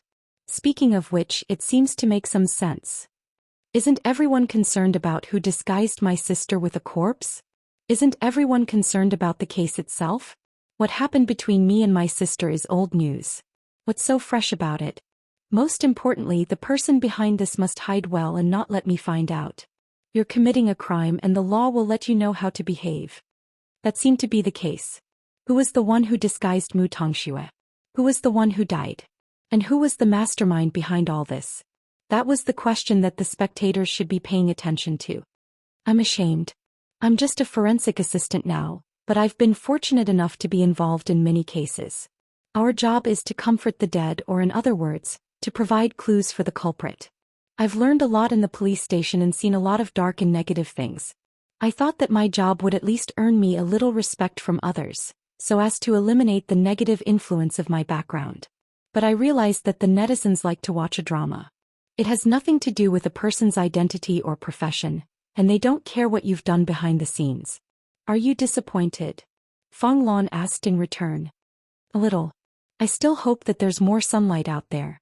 Then do you regret choosing to be a forensic doctor?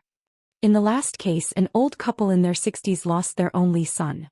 What's important is that their child was a hardworking young man who lost his precious life because of a very daily conflict.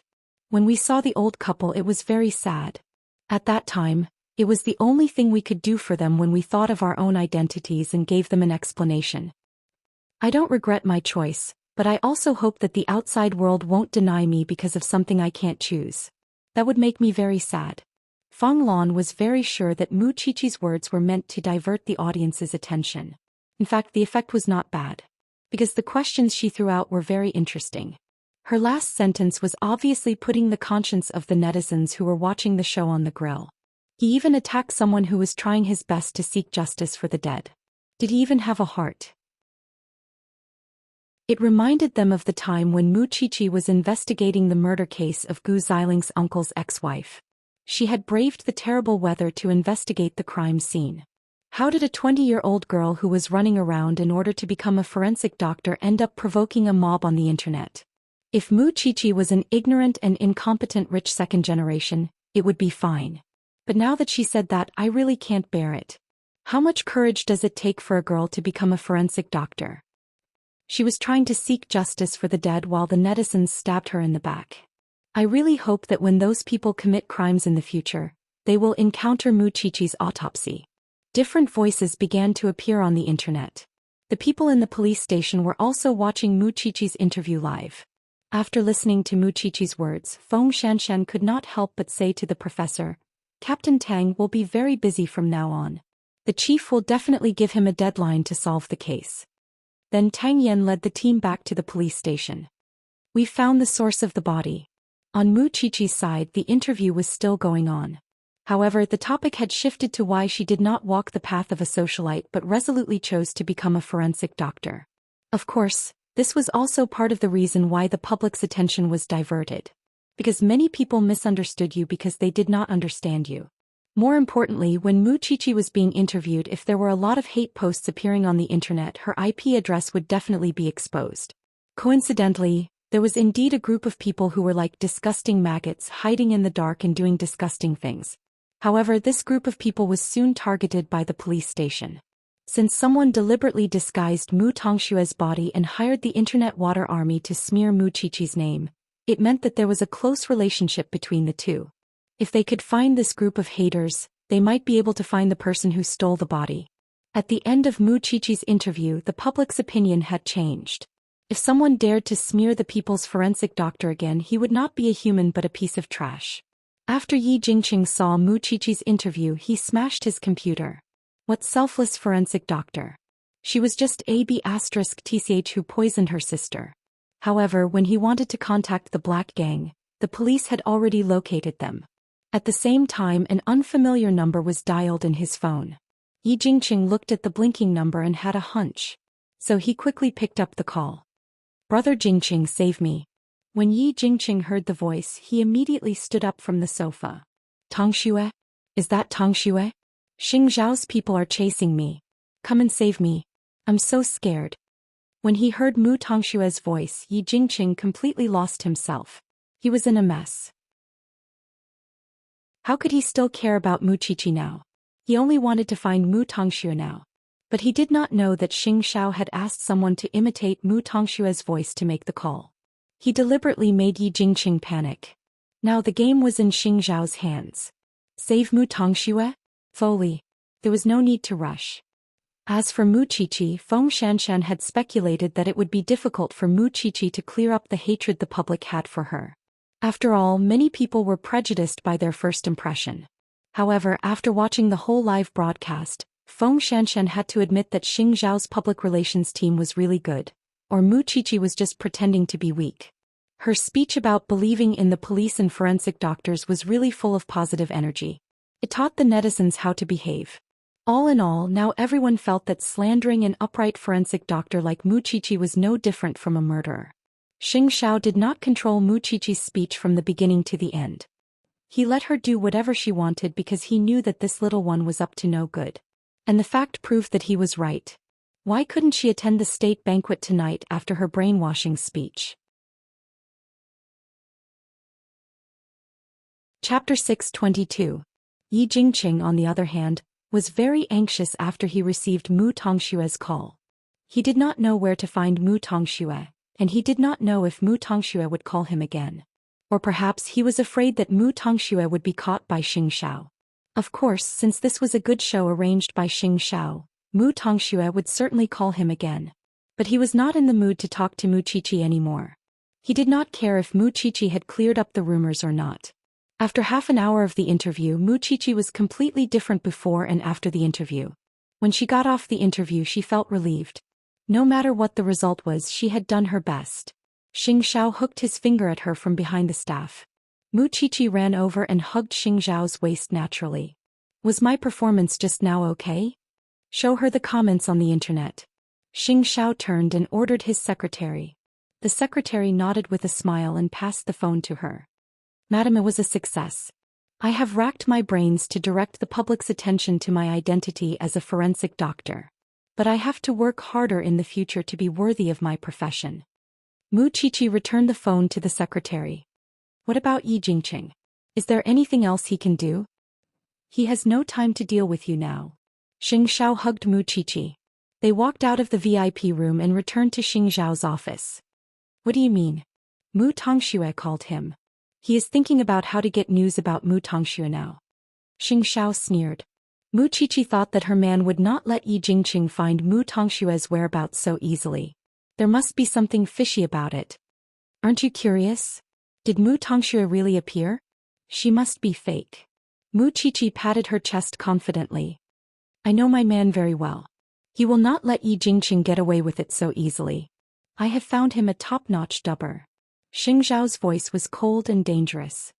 It will take at least a year and a half to find her from my hands. Mu Qiqi laughed when she heard that. You're the best.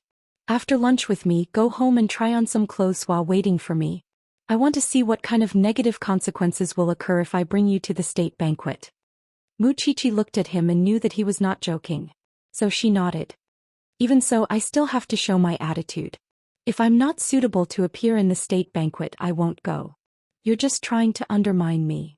Xianxia did not say anything else. He only scolded her affectionately. Mu Qiqi laughed but soon received a call from Feng Xianxian. The source of the corpse has been found. The people who framed you are also at the police station. Aren't you coming back at such an exciting moment? Mu Qiqi glanced at him and asked for his permission. I know the state banquet starts at 7. I'll be home before 3. Is my opinion important?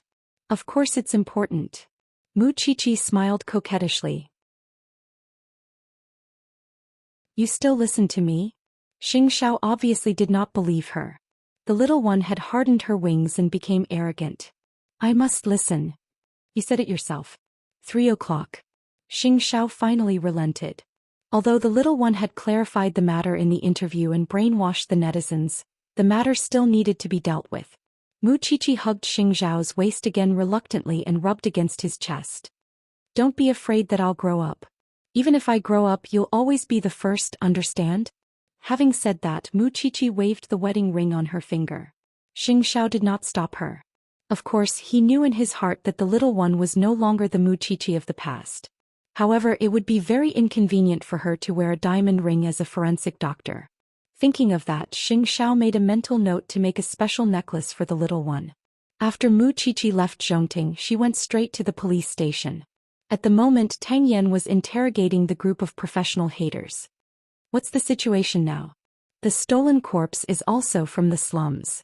It's a woman who was the mistress of Big Brother. Her name is Song Qiao. She was dug up just a few days after she was buried. Poor thing. Feng Xianxian answered Mu Qiqi's question. The person who stole the corpse hasn't been found yet. It's not easy to find any clues.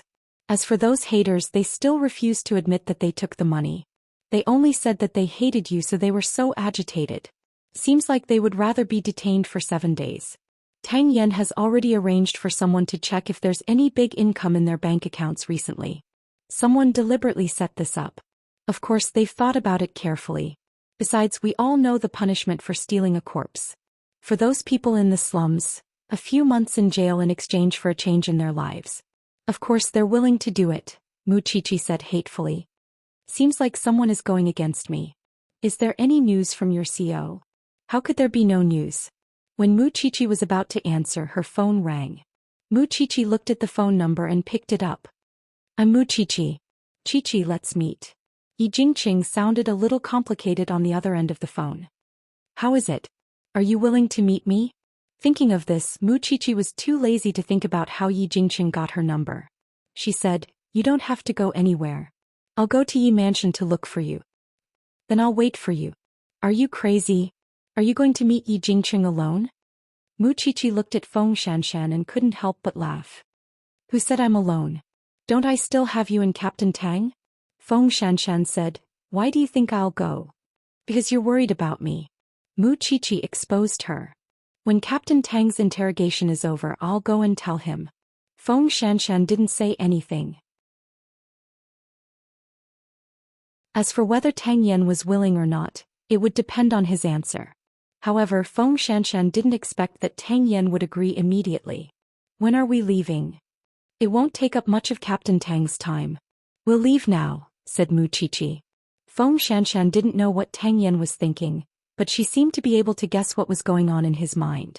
He was definitely not just accompanying Mu Qiqi to meet someone. And why did Mu Qiqi need Tang Yan?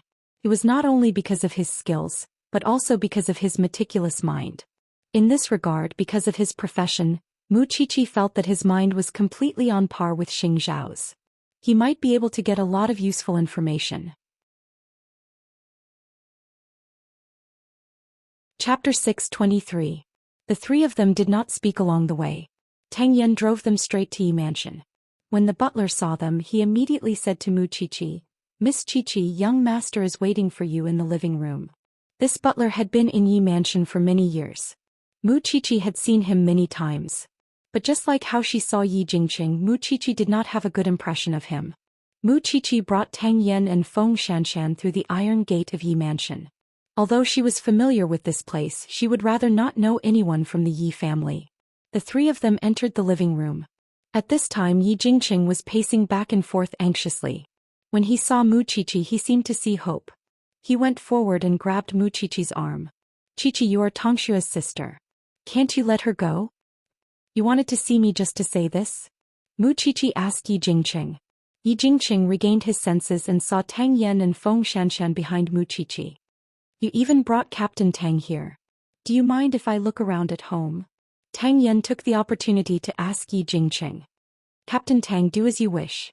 Then he dragged Mu Qiqi to his swimming pool and sat on the reclining chair beside the pool. "Are you afraid that I will hurt you? Even if you don't want to hurt me, you have already made a big fuss." "Of course I will guard against you," said Mu Qiqi. It was in this swimming pool, in this position, that he and Mu Tongxue had pressed her under the water and did not treat her as a human being. And today it was in this swimming pool again. "Qiqi, tell me where Tongxue is. As long as you tell me the news, I swear that I will never go against you or frame you again." Yi Jingqing raised his hand and promised. "Not only that, I will clarify everything. As long as you tell me where Tongxue is." "Do you think I need your clarification?" Mu Qiqi curled her lips coldly and said, "You should keep your scheme for yourself. Anyway, I will find evidence one day." "Qiqi, why are you so stubborn?" Yi Jingqing was anxious. "Look, you are Tongshua's sister. How can you control your sister's freedom forever? Don't you think so? Do you still remember this swimming pool?" Mu Qiqi asked Yi Jingqing. "I'm talking to you about Tongxue now. Do you still remember when you pressed me into this pool to teach Tongxue to swim?" Mu Qiqi pointed at the swimming pool and asked Yi Jingqing, "I'm telling you about Mu Tongxue too." Yi Jingqing looked at the pond and then at Mu Qiqi. He couldn't control his emotions. "Tell me where Tongxue is first." "Why should I tell you? Who do you think you are?" Mu Qiqi shouted, "Let me tell you, Yi Jingqing. We will settle old scores and new scores." "Why are you so vicious that you have to hide your sister?" Mu asked. "Tang Xian to Tang Tongxue not. Shao not. Mu Tongxue. Not." Yi Jingqing quickly stood up, but Mu Qiqi pushed him into the pool. Then Mu Qiqi squatted beside the pool and said, "You want to know where Mu Tongxue is? In your next life. You can hurt me all you want. But Yi Jingqing, let me tell you. The more you do this, the more I won't let you see Mu Tongxue. Kill me if you dare. Of course you will never see Mu Tongxue again. I'll take this as revenge for you pressing me into the water when we were young. However, I still remember how you hired people to slander me. I'll let you taste the price you have to pay for hurting me. Since you know I'm vicious, don't provoke me to do something more vicious. Otherwise, Mu Tongxue will suffer 100 times more for me. Do you think you can still do whatever you want to me like before?" Mu Qiqi looked at Yi Jingqing in the water. Her eyes were sharp and firm. The person in front of her was no longer the little girl who was always bullied. "Try touching a single hair of mine again." Yi Jingqing was shivering in the water. But somehow he forgot how to speak under Mu Qiqi's threat. Then the butler came to the pool and said to Yi Jingqing, "Young master, I'll pull you up. You wanted to see me, so I'm here. If there's nothing else, I'm leaving. After all, I have to attend the state banquet tonight. This is a height that your little lover, Mu Tongxue, can never reach in her life." Yi Jingqing walked toward the pool slowly. Then with the butler's help he returned to the shore. "Young master, I'll get you a towel. Mu Qiqi, if Tongxue is hurt, you will never live a peaceful day in this life." "That depends on your ability," Mu Qiqi said meaningfully and turned around. Tang Yan and Feng Xianxian were behind her. "Are you done talking?" "Yes," Mu Qiqi answered as she walked. "It's almost 3 o'clock. I have to go home to prepare for the state banquet tonight. After all, I can't disappoint them. Oh, Captain Tang, I suddenly remembered something. When I came to Yi Mansion when I was young, I saw an interesting scene. But let's talk about it when we get back to the police station." "What are you keeping us in suspense again?" Feng Xianxian asked her softly. "When I was young, I accidentally overheard Papa Mu and Uncle Ye's conversation. I think Yi Holdings might be involved in tax evasion. Are you making it up to take revenge on Yi Jingqing?" "I just remembered it. Let's report it and see if we can find anything." Mu Qiqi sounded very serious. "Moreover, I seriously suspect that Yi Jingqing is crazy. He's really stubborn about your sister. He's completely unreasonable." Feng Xianshan sighed. If you really offend such a person, you'll be in big trouble. You can't get rid of him even if you want to. Then I won't get rid of him, said Mu Qiqi. I want him to know that even if he tries to stop me, I'll live 100 times better than Mu Tongxue. What if he threatens your safety? Mu Qiqi suddenly remembered what Yi Jingqing said. Mu Tongxue was so kind. Now, I really hope that I can find Mu Tongxue and destroy Yi Jingqing's fantasy. What Yi Jingqing liked was Mu Tongshue's innocent look. In his heart, she was like a porcelain doll that would break with a touch. So he tried his best to protect Mu Tongxue. He thought that Mu Qiqi was vicious and threatened Mu Tongshue's safety. However, he was completely wrong. Yi Jingqing couldn't forget their childhood together. But he had never lived with Mu Tongxue. Mu Qiqi was sure that if Yi Jingqing got what he wanted, he would know how blind he was in the past.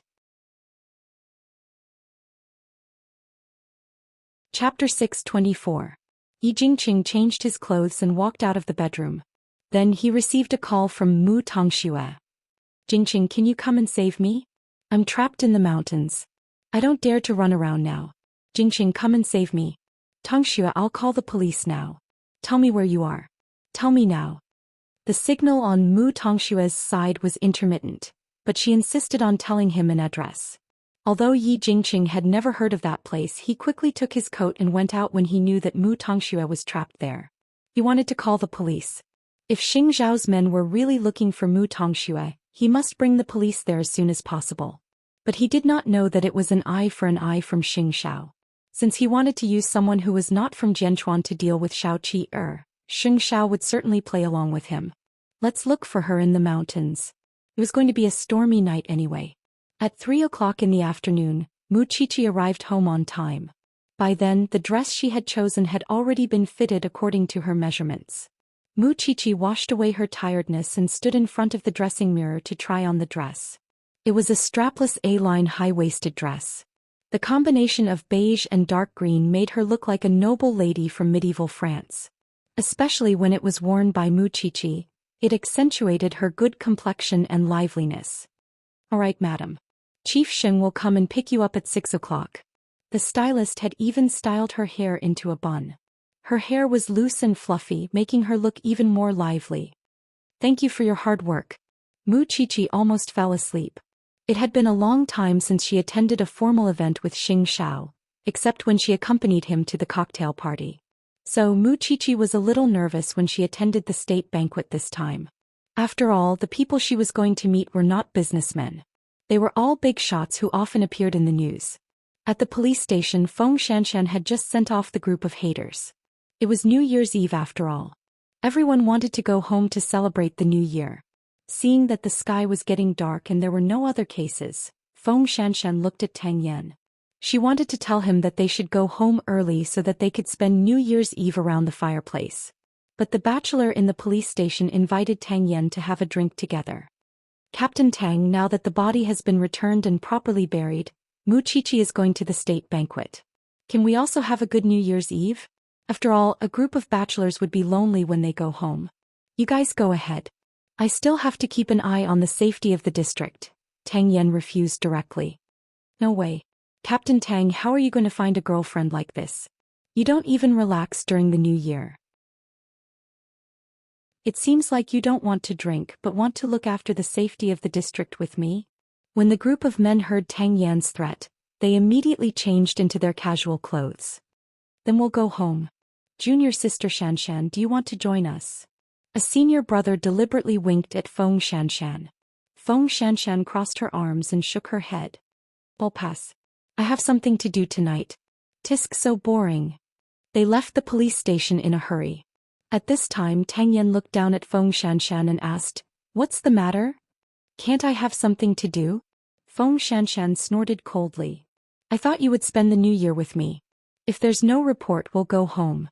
"Who wants to go home with you?" Feng Xianxian said proudly. But in fact, both of them knew that they were alone. How could anything happen to them?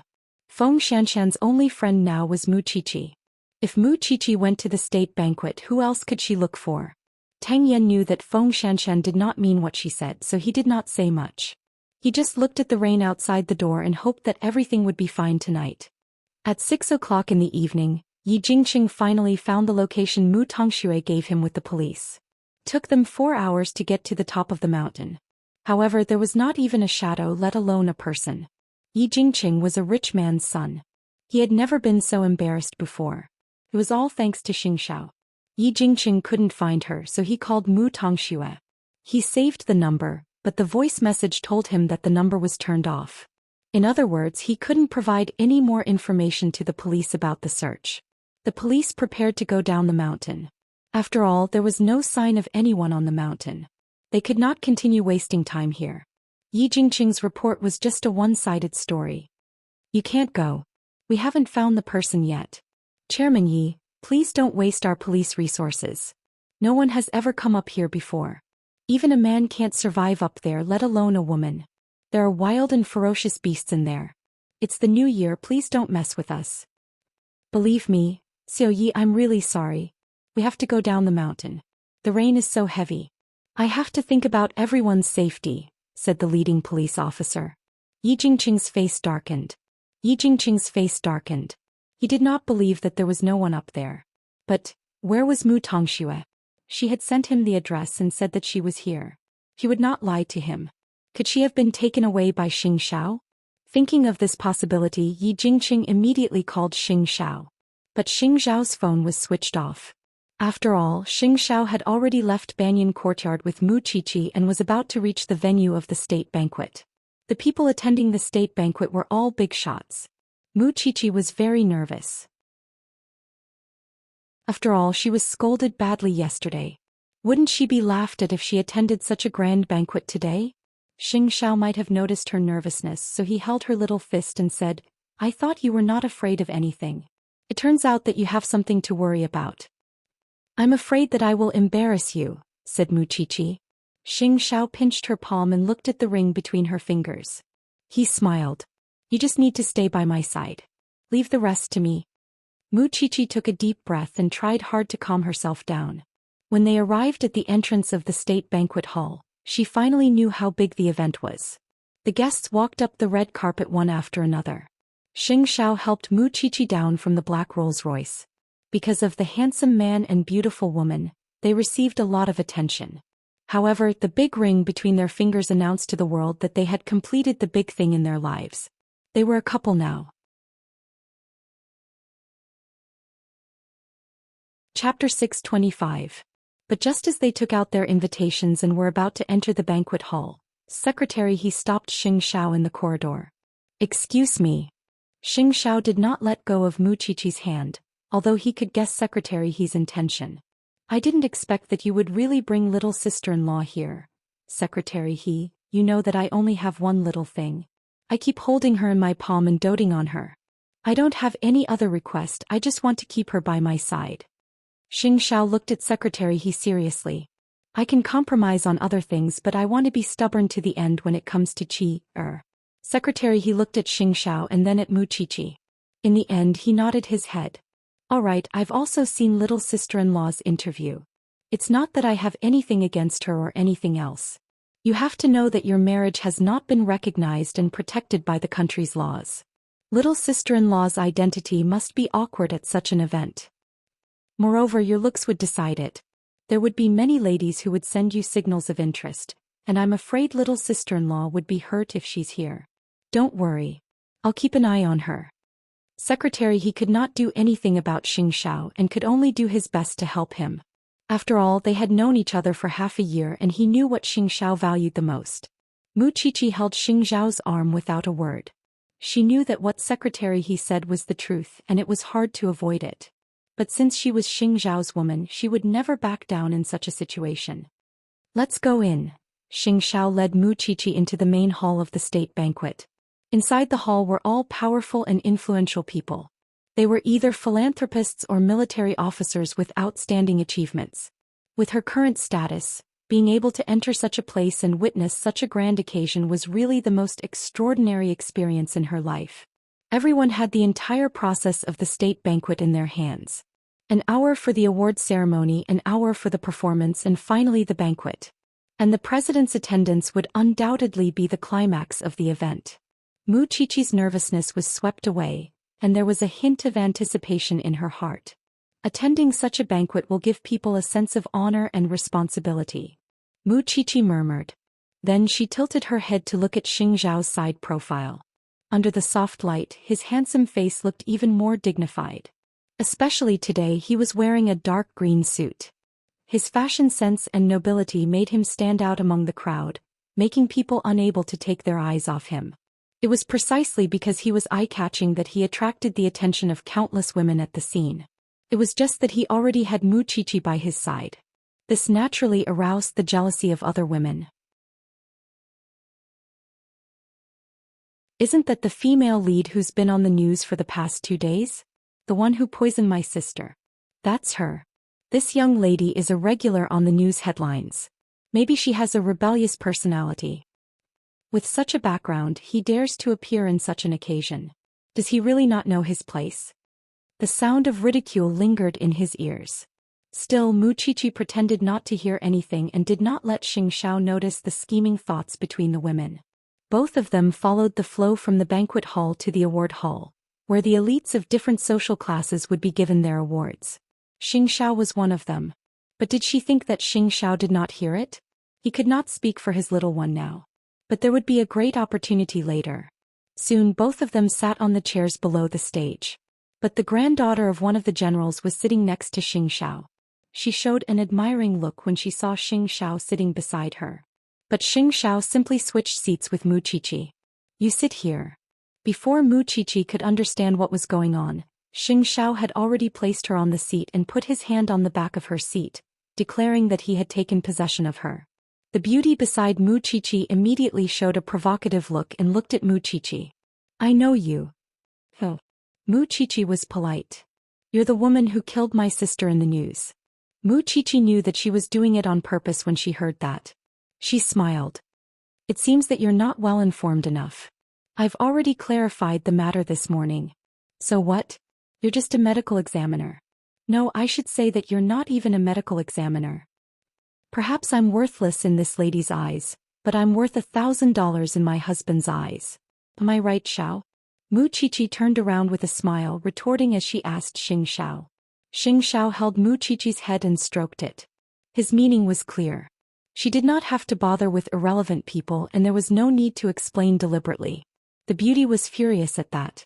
It was not easy to see a man with a bright future and outstanding looks, but he was going to lose to an inconspicuous girl. It was really unsettling. But because of her identity, she would not continue to trouble Mu Qiqi. Mu Qiqi leaned against Xing Zhao's arm, enjoying his protection. In my eyes, everything you've done has created enough value for this world. Not everyone can be compared to you.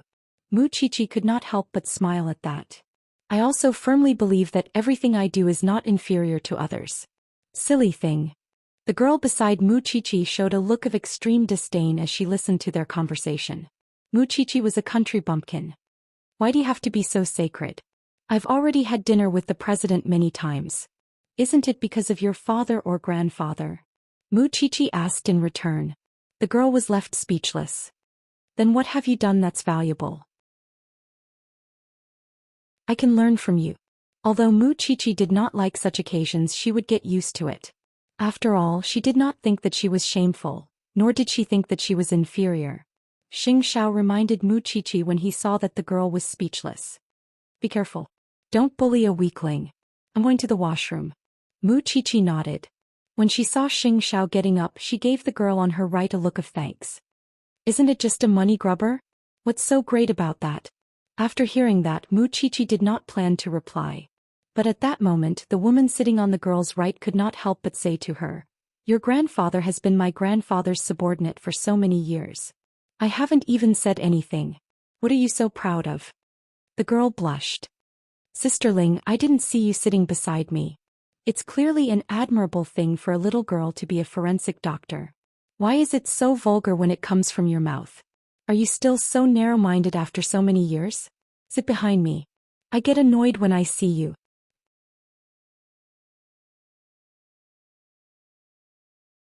Chapter 626. Then the girl went to the back seat. It was then that the woman who helped Mu Qiqi just now responded with a smile and sat beside her. Logically speaking, your grandfather is the chief of the military and your uncle is the mayor of Jianchuan. Your background is no less than that thing just now. Why don't you come out and help yourself? It's not like I'm being troubled. Mu Qiqi replied. I'm just not used to this kind of occasion. After all, everyone here is either rich or noble. I don't want to cause trouble for my family. My name is Li Ai. I'm a few years older than you. You can call me Sister Ai. Hello, Sister Ai. The one who troubled you just now is the daughter of the Chen family. Her name is Xiao. You should pay more attention to her. She's the only daughter among the 10 or so boys in the family. That's why she's so spoiled. Mu Qiqi nodded gratefully. However, she did not look at Xiao. To her, as long as it was someone she met tonight, she would not have much interaction with in the future. Therefore, she did not have to deliberately remember them. After a while, Xianxia returned to Mu Qiqi's side. He frowned when he saw that the woman had moved to the back seat. But he still sat down quietly. What happened? Nothing. Mu Qiqi tilted her head. The award ceremony is about to begin. On the stage not far away, the well-known MC spoke wittily, making the atmosphere relaxed and cheerful. Soon the award ceremony began. The top 10 influential people of the year, the top 10 outstanding contributors, and the top 10 outstanding youths. It was a national honor. Mu Qiqi watched with her own eyes as the outstanding people took the stage. She finally understood what it was like to have a family and a country in their hearts. Finally, the top 10 outstanding youths were awarded. Xing Zhao's name was ranked last because there were the most descriptions about him. Zhongting was born in just a year. But this outstanding talent is invincible in the business world. He transitioned from the diamond and jewelry industry to the military industry. What you don't know is that last year, Zhongting developed as many as 65 new technologies related to military supplies. Among them, 60 have passed the national certification and will be widely used in the military in the future. Not only that, this 28-year-old CEO has also dabbled in the development of many novel fields. He has even begun to research new weapons and has achieved preliminary results. We have reason to believe that Zhongting's future represents strength and confidence. The confidence of our country in ourselves. Mu Qiqi tilted her head to look at Xianxia. She looked at her man. She really did not expect that he had done so many things in just a year that she did not know about. Mesmerized, Xianxia turned to look at Mu Qiqi as well. He knew the look in her eyes. It was the same look she had when she was infatuated with him. Hurry up and get on the stage. The host is calling your name. Mu Qiqi quickly reminded him. Xianxia reached out and hugged her. Then he got up and walked to the podium from his seat. He was one of the few people who had ability, talent, temperament, and good looks. It would not be an exaggeration to describe him as handsome and unruffled. On the other hand, Xianxia had been cynical and dangerous a year ago. Chief Xing, please come to the front. The host gestured for him to come. And please, let's welcome the presenter. None of the presenters here were simple nobodies. For example, the one who presented the award to Xianxia was the second in command of the military. The audience below the podium knew very well that someone of such status could be sent to present the award to Xianxia. It was clear that his contributions were worthy of respect. Chief Xing, please speak on behalf of the outstanding youth. As the applause rang out, Xianxia held the trophy and stood in front of the microphone. It's been almost a year. The entire team of Zhongting and I have done a lot of research and experiments. Now Zhongting finally has infinite possibilities. As the host said just now, I've done 65 studies. 60 of them have passed the test and will soon be put to use in the military. But you definitely don't know why I've put so much effort into trying to change the working environment of soldiers. Not only soldiers but people in other industries as well. Halfway through, Xianxia suddenly looked at Mu Qiqi and pointed a finger at her. Because of my little wife.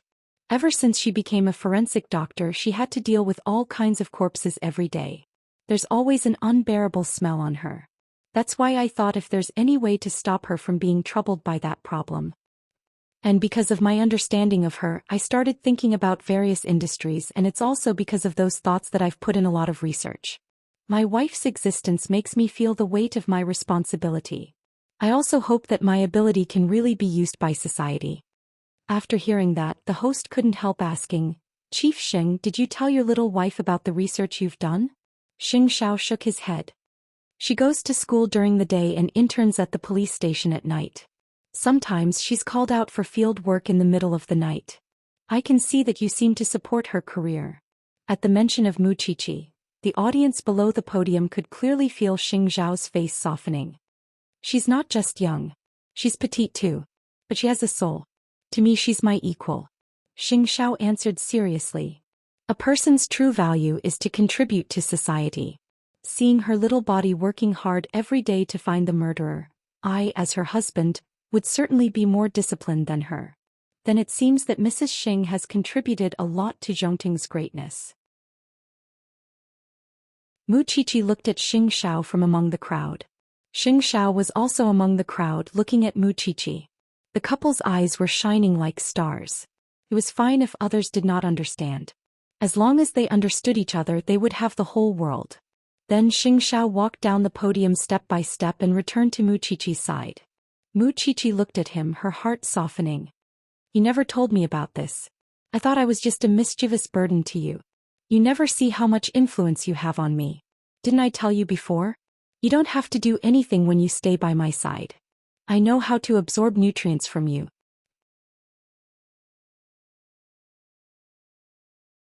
Chapter 627. It's my way of loving you. Muqiqi looked down at their entwined fingers and could not help tearing up. I will become a better and more respectable person for you. Naturally, Xianxia's words drew the attention of many in the crowd. Although there were more discussions about Muqiqi and Mu Tongxue in the beginning, the guests had reason to believe that the woman who could change a man from being feared to being respected by all was not too bad. That was why the guests had more praise for Muqiqi after the award ceremony. They called her a winner in life.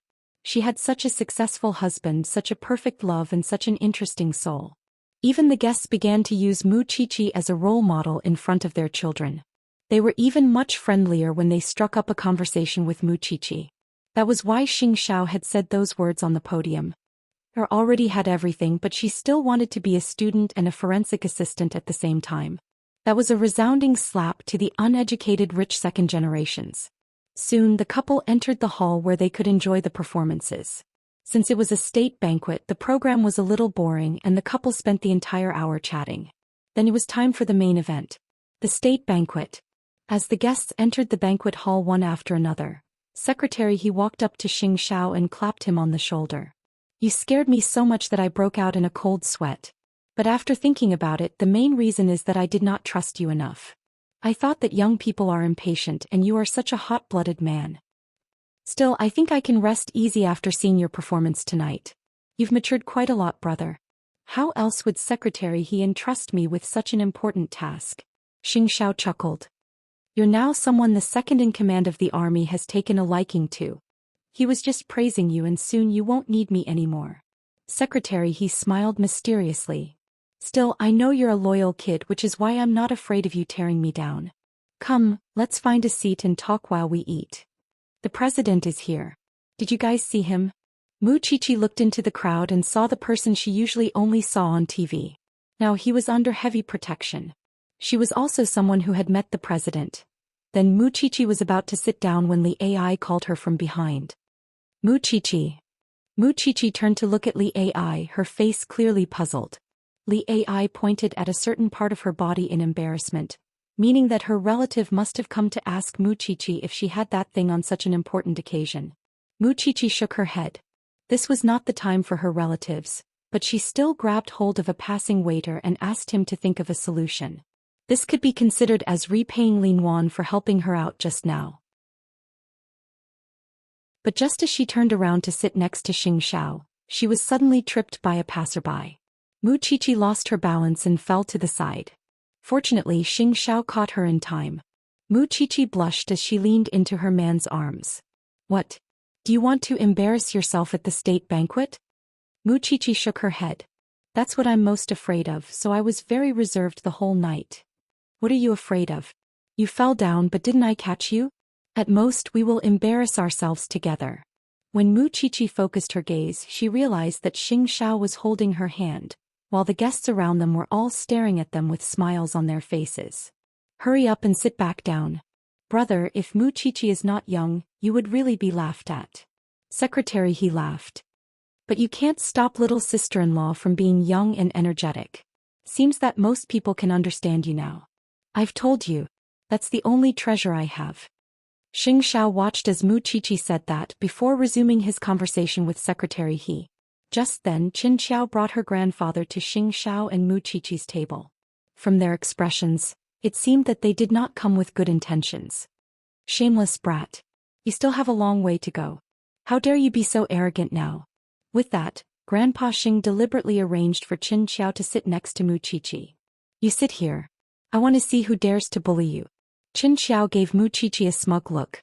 But Mu Qiqi did not care about her at all. Xing Xiao and Secretary He did not even bother to look at them. Before the state banquet began, the president gave a speech and wished everyone a happy new year. Then the sound of fireworks was heard outside the banquet hall. This new year had indeed passed with extraordinary significance. 40 minutes later, the banquet was coming to an end. Because they still had to go home for a reunion, the guests began to leave their seats one after another. At this time, the old man of the Qin family walked in front of his granddaughter and said, "Jiao Jiao, Grandpa has already helped you vent your anger. Just now when your Grandpa Lin was talking about those outstanding youths, I directly told him that those people are nothing more than snakes and rats. They are being praised. Don't be angry anymore. Follow Grandpa home." Qin Xiao snorted. Mu Qiqi knew that the old man was talking to her, but she ignored him. "I'm just not used to seeing her. Jiao Jiao, you are a noble person. How can you compare yourself with others? Be a good girl and go home." To Mu Qiqi he was just an old man who spoiled his granddaughter. So she did not respond to his sarcasm. She pretended not to hear it. "Mu Qiqi, are you deaf?" With those words Mu Qiqi turned around. But Xing Xiao grabbed her shoulder. "Wipe your mouth. Let's go home." "All right. The legendary CO that no one dares to mess with is just so in my opinion." Qin Xiao continued to cause trouble for them. "Old Qin, you are unreasonable. She is not the descendant of a hot-blooded soldier." Xing Xiao did not even look at Qin Xiao. He said to Grandpa Qin, "It's fine if you spoil her at home. But you should know that you can't protect her forever. The more enemies you allow her to make, the more swords she will get stabbed in the future. If you don't teach her well, someone will teach her for you in the future. Old Qin, you have been a soldier all your life. You should understand this, right? I brought my wife here today. I did not provoke Miss Qin. I even tolerated her many times. If you are too aggressive, I don't mind teaching your descendant a lesson for you. After all, I am still young, am I not?"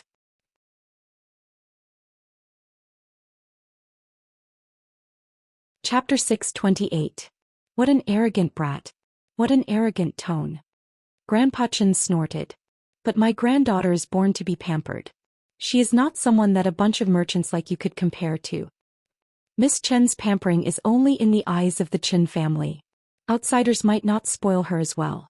After saying that, Xing Xiao prepared to leave with Mu Qiqi. But Qin Xiao took the opportunity to grab Mu Qiqi's arm. "Don't get too full of yourself. We will meet again soon."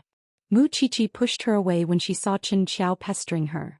"My time is spent with my family and autopsies. Miss Qin, not everyone is as free as you. Just wait and see." With that, Qin Xiao walked in front of Grandpa Qin in a huff. When Grandpa Qin saw that his granddaughter had left, he quickly chased after her dotingly. Mu Qiqi shook her head when she saw that. "I hope I won't meet such a pampered lady again." Xing Zhao's lips curled into a smile. Then he patted the back of Mu Qiqi's hand. "Let's go home. Since there's nothing else, I'm going home too. Your sister-in-law is rushing me." "Secretary," he said to them when Grandpa Qin left. Mu Qiqi smiled and waved at Secretary He, but she could not move her feet. "So wait. We will leave after the other guests have left." Xing Xiao frowned. "What is it?" "High heels. Seem to be broken. He almost tripped just now because the heels were too heavy." Xing Xiao crouched down and found that Mu Qiqi's silver heels could no longer walk. So he bent down and carried Mu Qiqi horizontally. "Put me down." Mu Qiqi struggled when she saw that there were people around them. "I've already picked you up. You might as well stay put." Xing Xiao ignored her resistance and walked out of the banquet hall with her in his arms. "There are so many people watching. You were so shameless before. But now you are so thin-skinned." Mu Qiqi lowered her head and buried it in Xing Zhao's arms. Then an attendant draped a black coat over Xing Xiao, and he carried Mu Qiqi into his black limousine. In the VIP lounge on the second floor of the state banquet, the president saw the young couple leaving and thought it was a little interesting. He said to the secretary beside him, "This is a pair of loving young people." "Yes, but they are not husband and wife yet. Miss Mu is still too young, so they can't register yet." "Are you also complaining that the marriage law stipulates that the age is too high?" "I didn't say anything." The secretary quickly shut up. Although this was what he thought in his heart. When the bell rang for the new year, Xianxia and Mu Qiqi were on their way home. Mu Qiqi lay on Xianxia's lap, watching the fireworks bloom in the sky. "So beautiful, such an atmosphere is perfect for champagne and kisses." Xianxia stared at Mu Qiqi's little head, his long right hand resting on her shoulder. Mu Qiqi turned her head to look at Xianxia. She threw away her shoes, propped herself up and looked at the man. "Do you want a kiss? I'll give it to you now." Xianxia did not move at first, pretending to be calm. But when Mu Qiqi really got close, he directly hooked his arm around the little one's neck, ready to teach her a good lesson in the car. In front, the driver could not see the situation at the back because he was separated. So, the two people in the car were even more unscrupulous. It was the most beautiful fireworks to be watched with the most important person. Amidst the sounds of the fireworks, there were ambiguous moans. On the other side, Tang Yan and a few police officers on duty were on duty until midnight. When Feng Xianxian and the others were tired, they directly lay down in the autopsy room. When Tang Yan went in and saw her, he could not help but hold her in his arms. It was so cold in here. Was he not afraid of catching a cold? Feng Xianxian was a light sleeper. When she felt her body being moved, she opened her sleepy eyes and looked at Tang Yan. Seeing that it was someone she trusted, she closed her eyes again and fell asleep in Tang Yan's arms. "There are fireworks outside. Do you want to join us? After that we'll go home." Feng Xianxian did not move for a long time. Tang Yan thought that she had fallen asleep again. But a minute later, Feng Xianxian tried her best to open her eyes. "Let's go." When they reached the courtyard, Feng Xianxian woke up. This was because this thing was something that her parents had touched before their divorce. How many years had it been? In her heart, she had always felt that fireworks were something that only people with a whole family were qualified to set off. "So Xianxian hasn't gone back yet? Come and set off fireworks with your senior brothers." Feng Xianxian laughed and ran over. Tang Yan looked at Feng Xianxian from afar. He did not join in, but when he saw Feng Xianxian's smile, he felt a trace of warmth in his heart. Perhaps this winter was not as cold as before, or perhaps it was because he had a lover. "Captain Tang, you come too," the people in the team called out. Tang Yan shook his head and refused decisively. "You guys go ahead." "Junior Xianxian, hey, do you not have a lover? That's why you're still here in the middle of the night with us bachelors." "I do," Feng Xianxian replied naturally. "My partner happens to be a workaholic. He doesn't have time to accompany me during the new year, so I was forced to stay here and set off such boring fireworks with you guys." "That's too unromantic, isn't it? How could he have such a cute girlfriend like you?" "That's right, girlfriend. But it's about time. I'll send her back. You guys pack up and go home for the new year." When Tang Yan heard those 3 words, he could not bear the throbbing in his heart, so he gave Feng Xianxian a look. "Captain Tang, Happy New Year."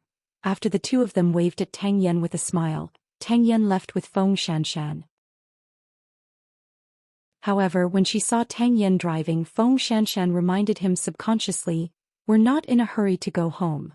You don't have to drive so fast. You're not in a hurry, but I'm in a hurry." After saying that, Tang Yan continued to speed up and return to the house in the shortest time possible. However, the house was a mess because of Feng Xianxian's knocking. There was no way to go in now. "My key is at your house," Feng Xianxian asked helplessly. "Where's your key?" Regardless of the key, Tang Yan drove the off-road vehicle into the courtyard. Then he adjusted his seat and pulled Feng Xianxian onto his lap. "Do you want it?" Feng Xianxian felt that looking at this man in the dark seemed to be more attractive. So, how could she resist the temptation of this man? Yes.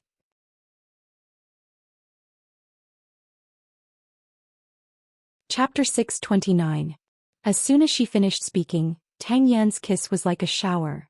In the car, under the fireworks, the two of them hurriedly took off each other's clothes and joined together in the most primitive way. At this moment, Xianxia felt that whether it was her body or her heart, she was most satisfied at this moment. There's no condom in the car. Tang Yan did not say anything. He took out a small box from the storage box in the car. Who would believe that the brave and upright Officer Tang has such a dangerous side to him? This is a gift from the underwear I bought last time. It's been 2 years and it hasn't been opened, Tang Yan explained, his breathing unstable. Then, it hasn't expired yet? Tang Yan's eyes emitted extreme danger. So he did not give Xianxia a chance to continue talking. He just deeply occupied her and then brought her into the storm. After everything calmed down, the two of them were sweating. Tang Yan picked up his coat and put it on Xianxia's bare back. Only then did he gradually relax. You're really strange. You're under my control and you sleep with me, but you never talk about feelings. You just follow whatever I say. Is this considered advancing by retreating? Being with me for a long time won't end well, Tang Yan said seriously. My personality is unstable. I don't have the concept of family in my bones, and I rarely have time to accompany my partner. So, I never take the initiative to talk about feelings with women. After listening to this, Xianxia could understand everything about this man. I'm a little cold. Let's go home. Tang Yan could not promise anyone or be stable. He was such a man. He would not change himself for anyone. He was a man of iron bones. But the thing that Xianxia was most attracted to about him, other than his body, was his ego. Because of this, many thoughts suddenly flashed through Xianxia's mind. The scariest thing was none other than one. She actually wanted to maintain this kind of relationship with Tang Yan for a long time. She could even be his girlfriend. Because that way she could prove to him that she was different from his previous girlfriend. Not everyone could not stand loneliness. Not everyone could not keep their loyalty. Then Tang Yan carried Xianxia into her house. Everything in her house was simple. The only thing that wasn't simple was the 2-meter-wide bed. After the shower, the two of them lay on the bed. There was no study room or other space for Tang Yan to escape. This was the first time the two of them were lying together in a sober state. I'll be your woman until we can't stand each other anymore. Then we'll separate. Xianxia hugged Tang Yan from behind and said, Go and do your thing. I won't stop you, nor will I interfere with you or complain about you. I only have one request. No matter where you go, let me know in advance. Don't disappear for no reason. I'll be satisfied. Similarly, you don't have to worry about what I want to do. I can't guarantee anything. The only thing I can guarantee is that when I'm with you, I won't pester other men. Tang Yan listened quietly and did not speak for a long time. This made Xianxia feel uncertain. How is it? Do you agree, or not? Tang Yan did not answer directly. Instead, he grabbed Xianxia's hand as a silent nod. Then, let's make a deal. From the first day of the new year, we're a couple. Silly. In fact, Tang Yan thought to himself.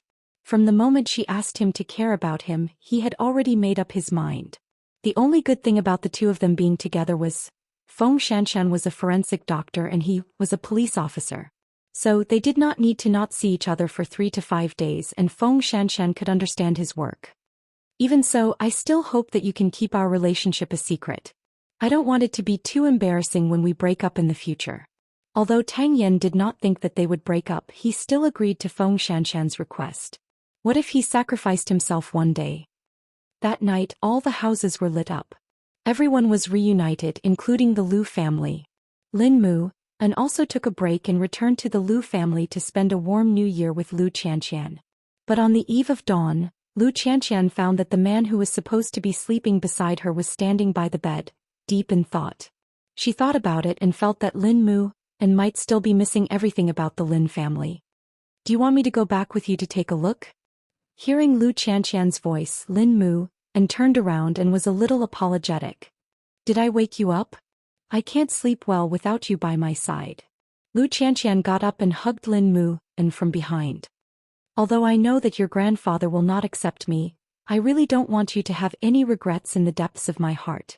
Why don't I go back with you tomorrow and secretly take a look? Lin Mu and held Liu Xianxian's hands and shook his head. Wait until I have some achievements. Then I can stand tall. Liu Xianxian sighed. She felt that the grandfather and granddaughter were really too stubborn. In fact, they had wasted a lot of time to accompany and understand each other. Could it be that she had not shown enough kindness? During this period of time, whenever the Lin family needed help, she would secretly lend them a hand. Even when old Master Lin was hospitalized or other matters, she would bear all of them.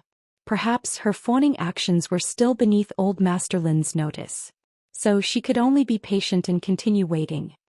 Going to the police academy is really too slow. I really want to enter the society directly, then make a career and marry you. Even a capable person like the great Xiao can only be a real husband and wife when Mu Qiqi is of age, right? So we are not in a hurry. Lin Mu and sighed and smiled. I am in a hurry. Their heads gradually leaned against each other. It was a warm night for the two of them. It seemed that the only person who did not have a good time tonight was Yi Jingqing. After the police retreated, he continued to look for Mu Tongxue on the mountain. But he did not even bump into a wild animal, let alone a human. In the second half of the night he fainted on the mountain. In the end he had to rely on the police to save him. He almost froze to death on the mountain. This made Mr. and Mrs. Ye's heart ache. This child was too infatuated. Father, why don't we tell Jingqing that we know where Mu Tongxue is hiding?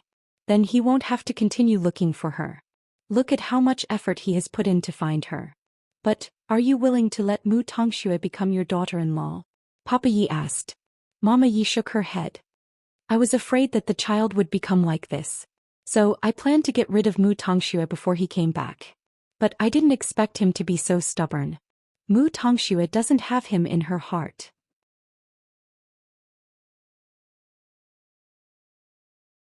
Chapter 630. The next morning Yi Jingqing woke up from his bed at home. But because of his high fever he was in a daze. Tongxue. Oh, I must look for Tongxue. What are you looking for? You've been set up. Do you know that? Tongxue is not on the mountain at all. Mama Yi sat by his bed and looked at her son. Her heart ached for him. Your father has already said that you are no match for Xianxia. But you didn't listen to him. If the police didn't search the mountain last night, would you have been killed by them? Did you consider how your father and I feel? Mother. Yi Jingqing looked at Mama Yi apologetically. I'm sorry for you and father, but I just can't let her go. Mama Yi sighed and admitted defeat in the end. I know where Tongxue is. Yi Jingqing's eyes widened. You know. We thought that if we kept Tongxue's whereabouts a secret, you would slowly forget about it. We didn't expect that you would be so stubborn that you almost lost your life. After saying that, Mama Yi picked up her phone and dialed a number. When he heard the hello, Yi Jingqing felt that he was like a lonely boat that had finally reached the shore. Tongxue? It's me, Auntie. Are you free now? Come and see Jingqing. He's not well. I'll take a taxi now, said Mu Tongxue. Mama Yi had hidden her away. She had left the slums and lived a normal life. Now she had transferred to another medical school. But in the medical school she fell in love with a doctor there and was now actively pursuing him. When Yi Jingqing heard that it was really Mu Tongxue, he got up excitedly and wanted to change his clothes. He didn't want to look so miserable. Not only that, he took the phone on the bedside table and called Xianxia. I admit that you are ruthless, but I'm sorry, Chief Sheng. I've found Tongxue. I'll make sure to return the gift you gave me last night tenfold.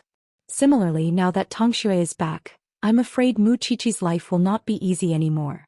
Xianxia smiled when he heard the phone call. How do you want Qiqi to live? Do you think you've planned everything? Then why didn't you keep an eye on Tongxue? My happiness is about to begin.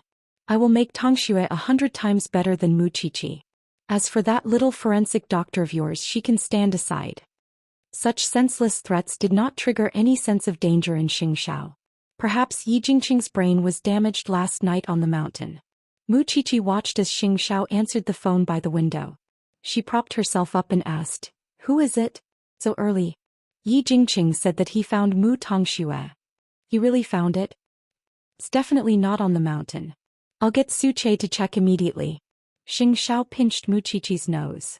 He even threatened me, saying that if Mu Tongxue came back he would train her into someone 100 times better than you. Is that so? Mu Tongxue can join the entertainment industry, but I'm not interested.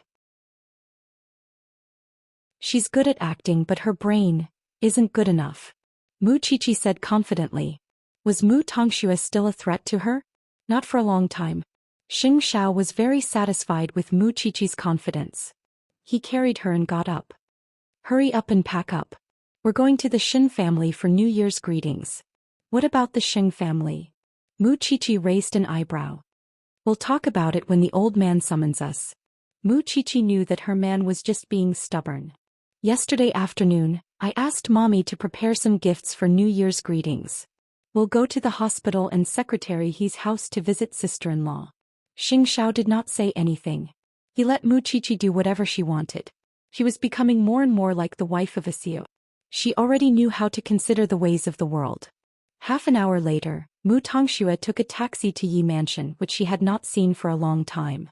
But now she was wearing ordinary clothes. She no longer looked like a spoiled young lady. She had completely turned into an ordinary person. Not only that, but her appearance was getting more and more different from Mu Qiqi. When Yi Jingqing saw her, he did not dare to recognize her. In the past, Mu Tongxue was as cute as a porcelain doll. She was the little princess in the hands of the Mu family. But now, Tongxue, brother Jingqing. Mu Tongxue sat beside Yi Jingqing's bed and called him. I heard from Auntie that you're not in good health. You need to be more careful. Tongxue. Yi Jingqing was so excited that he hugged Mu Tongxue in his arms. But Mu Tongxue pushed him away. Brother Jingqing, you're hurting me. Yi Jingqing let go of her subconsciously and finally showed a smile that he had not seen for a long time. Tongxue, you're finally back by my side. I'll bring you to Yi Mansion. We'll be the same as before. Mu Tongxue's expression was a little strange. She turned to look at Mama Yi. When she saw Mama Yi looking at her, she said, Brother Jingqing, my life is good now. I don't plan to change my current lifestyle. So I'm sorry. I don't want to come to Yi Mansion. When Yi Jingqing heard that, he quickly grabbed Mu Tongxue's arm and asked, Did Xianxia threaten you? Did Mu Qiqi? It has nothing to do with them. I have someone I like. I want to be by his side, Mu Tongxue said bluntly. Besides, I'm working part-time now. My life is not a problem at all. You don't have to worry about me. I'm really not worth it. Nonsense. Why are you not worth it? Yi Jingqing couldn't accept it. He looked at Mama Yi. Mom, did you force Tongxue to say that? Well, this has nothing to do with Auntie.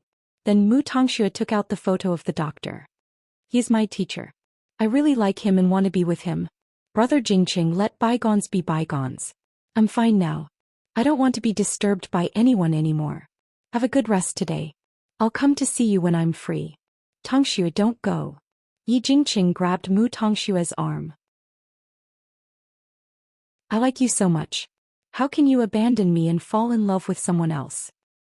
Brother Jingqing, I've only treated you as a brother since the beginning. I never had that intention. I hope you take care. Having said that, Mu Tongxue turned around and left Yi Mansion without looking back. She left Yi Jingqing's side. Mom, did you arrange it? If you don't believe me, you can find out for yourself, Mama Yi said coldly. Son, I don't have to force Tongxue. Yi Jingqing lay on the bed. At that moment he felt as if he had lost his favorite toy.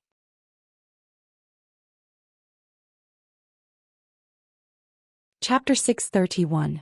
Why did Mu Qiqi say that it would be a good thing if Yi Jingqing really found Mu Tongxue? Because his liking was almost sick. Which woman would want to be with such a sick person? Moreover, Mu Tongxue was a scheming person, and Yi Jingqing thought that she was a pure and innocent princess.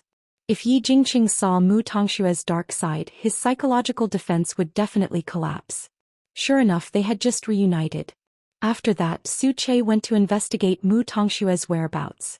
It only took him one morning to find out where Mu Tongxue was staying and her school. It should be the Yi family who hid her. It's my first time seeing her. She looks so similar to Madame. But when I look closely, they are very different. So, is there anything important? Xianxia looked at the information and asked. She is crazily chasing after a teacher in her school. Seems that she likes him very much. The whole school knows about it. Su Che showed the photo to Xianxia. Then this is going to be a good show. Xianxia chuckled. His words were meaningful.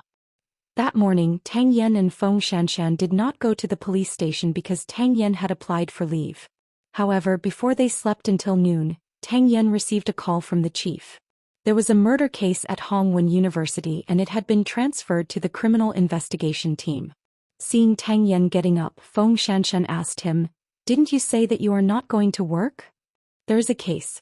Go back to sleep. Can't you let me have some peace during the new year? No matter what, Feng Xianxian still got up with Tang Yan. You go first. I will be there later. Tang Yan nodded. He got dressed and went out after washing up. He did not go to the police station. Instead, he went to the crime scene at Hongwen University. Captain Tang, the victim, is a second-year student at Hongwen University. Her name is Tang Yixiao. She is from the same family as you. She was hacked to death and the forensic doctor is doing an autopsy. It's a horrible scene. It's really not peaceful during the new year. Isn't the school on holiday? There are many students staying in school. One of the team members explained to Tang Yan.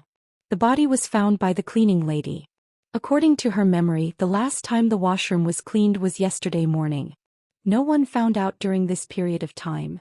Because it's the holidays, very few people go to that school building. His colleague continued to explain.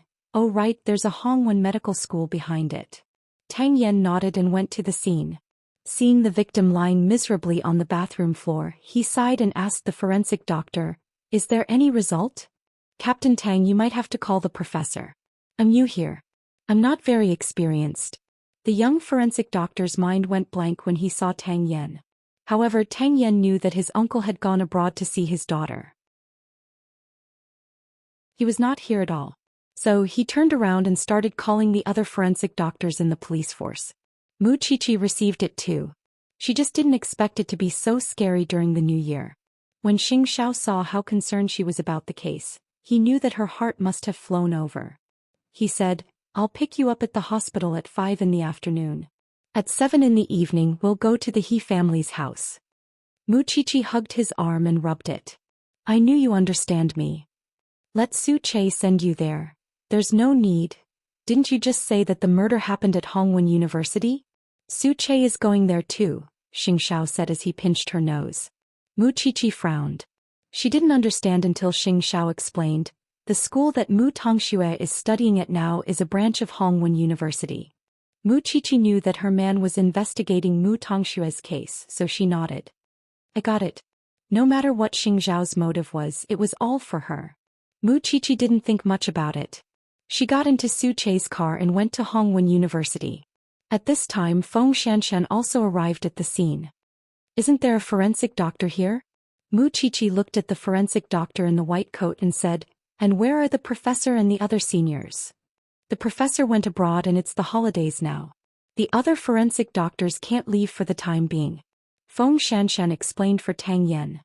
"As for this one, he's newer than us. He just registered and hasn't worked for a day. You two are just forensic assistants. Don't you know your manners?" The new forensic doctor said to Feng Xianxian. Obviously, he was not happy with her arrogant attitude. Mu Qiqi didn't respond to Feng Xianxian's teasing.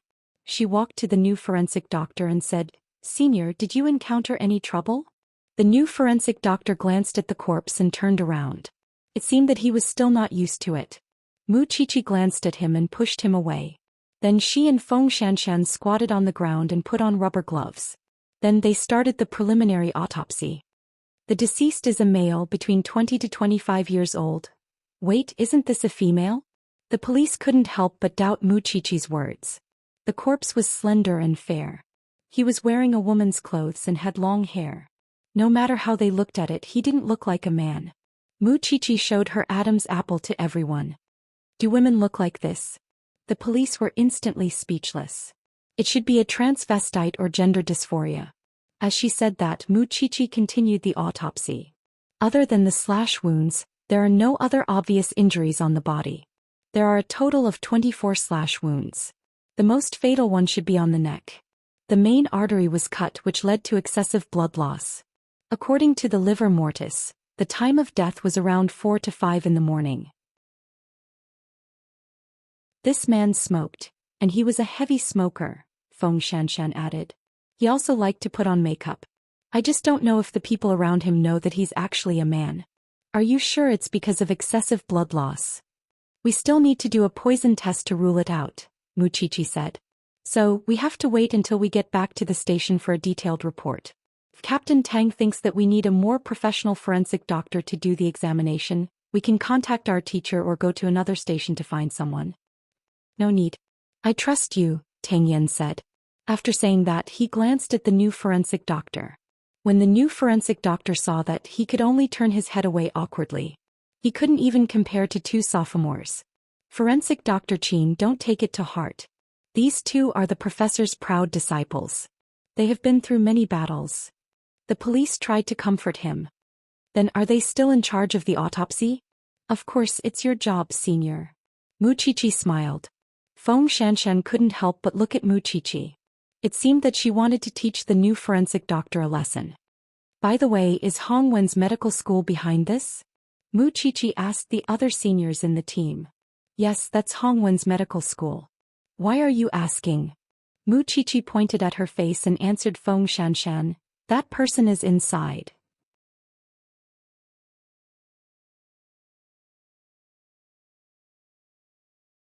Chapter 632.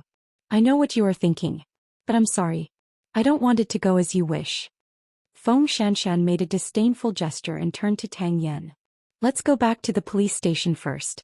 Call us if you need anything. Tang Yan did not look at her but nodded.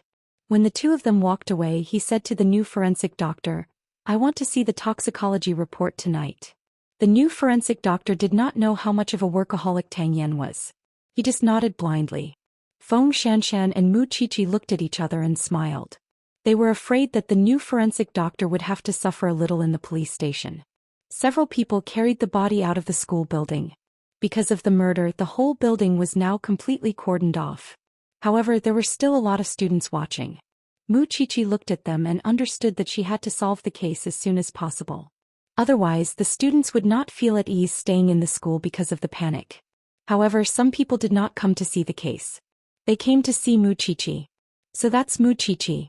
She is really Mu Feifei's sister. They look the same, but they are different when you look closely.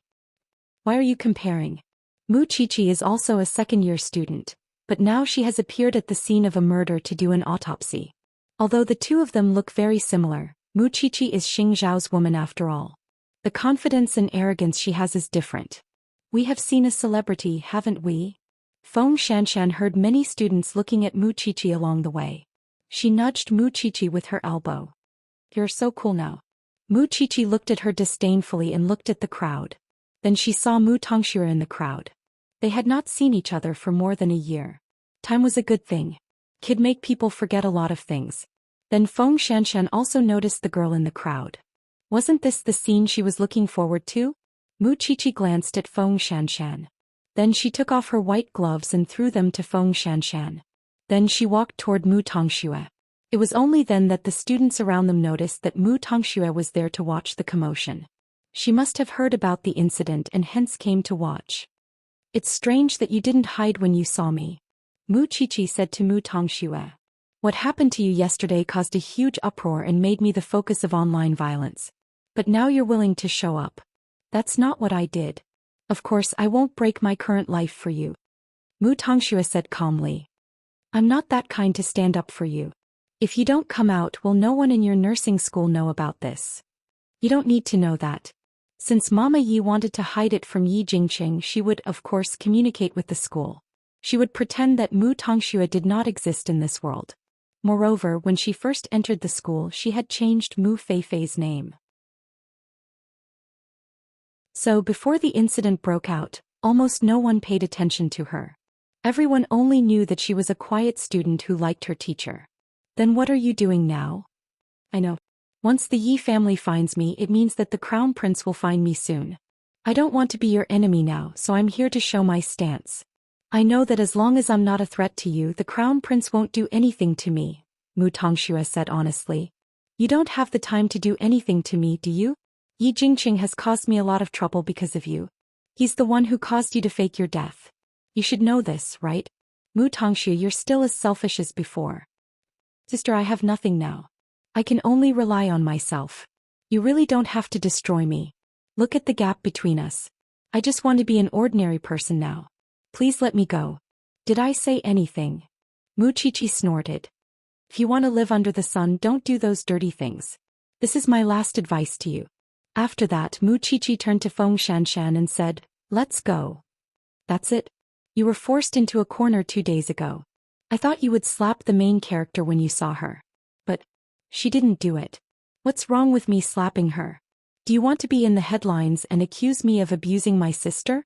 Besides, I've already settled the score. Now we're just strangers who don't owe each other anything. After that, Mu Qiqi and Feng Xianxian got into the police car. But before they left, Mu Qiqi purposely glanced at Mu Tongxue. Mu Tongshue's heart was still impure. But because she had someone she liked and was rejected by the person she liked, she started to reflect on her life. At least she really didn't want to be against Mu Qiqi anymore. Because she knew that the gap between her and Mu Qiqi was getting bigger and bigger. It was a gap that was hard to cross. And she also knew that she should take over Yi Jingqing's problem. Because she knew Yi Jingqing, she was afraid that if she revealed her feelings for teacher, she would be investigated or even controlled by this man. But she was not afraid. After Mu Qiqi returned to the police station, she looked at the time. I'm leaving at 5 in the afternoon. Can you stay here and accompany Senior? Go ahead. I'll stay here until midnight without you.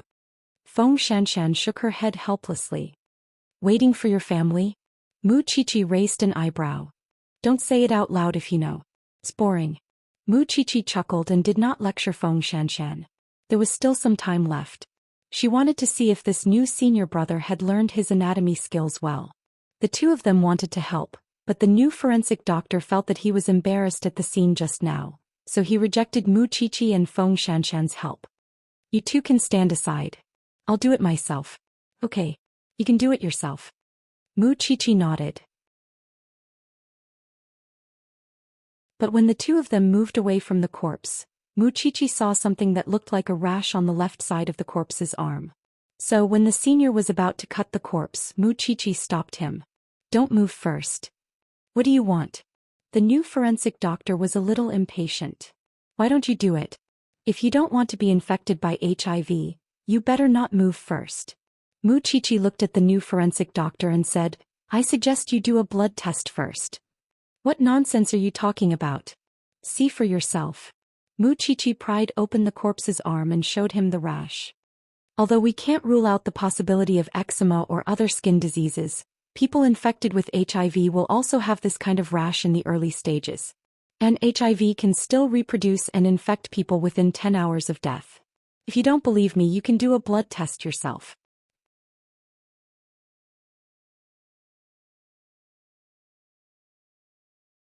Chapter 633. After hearing that, the new forensic doctor put down the scalpel in his hand subconsciously. Senior brother, although you don't acknowledge us, I think you should listen to Mu Qiqi's suggestion and do a blood test first.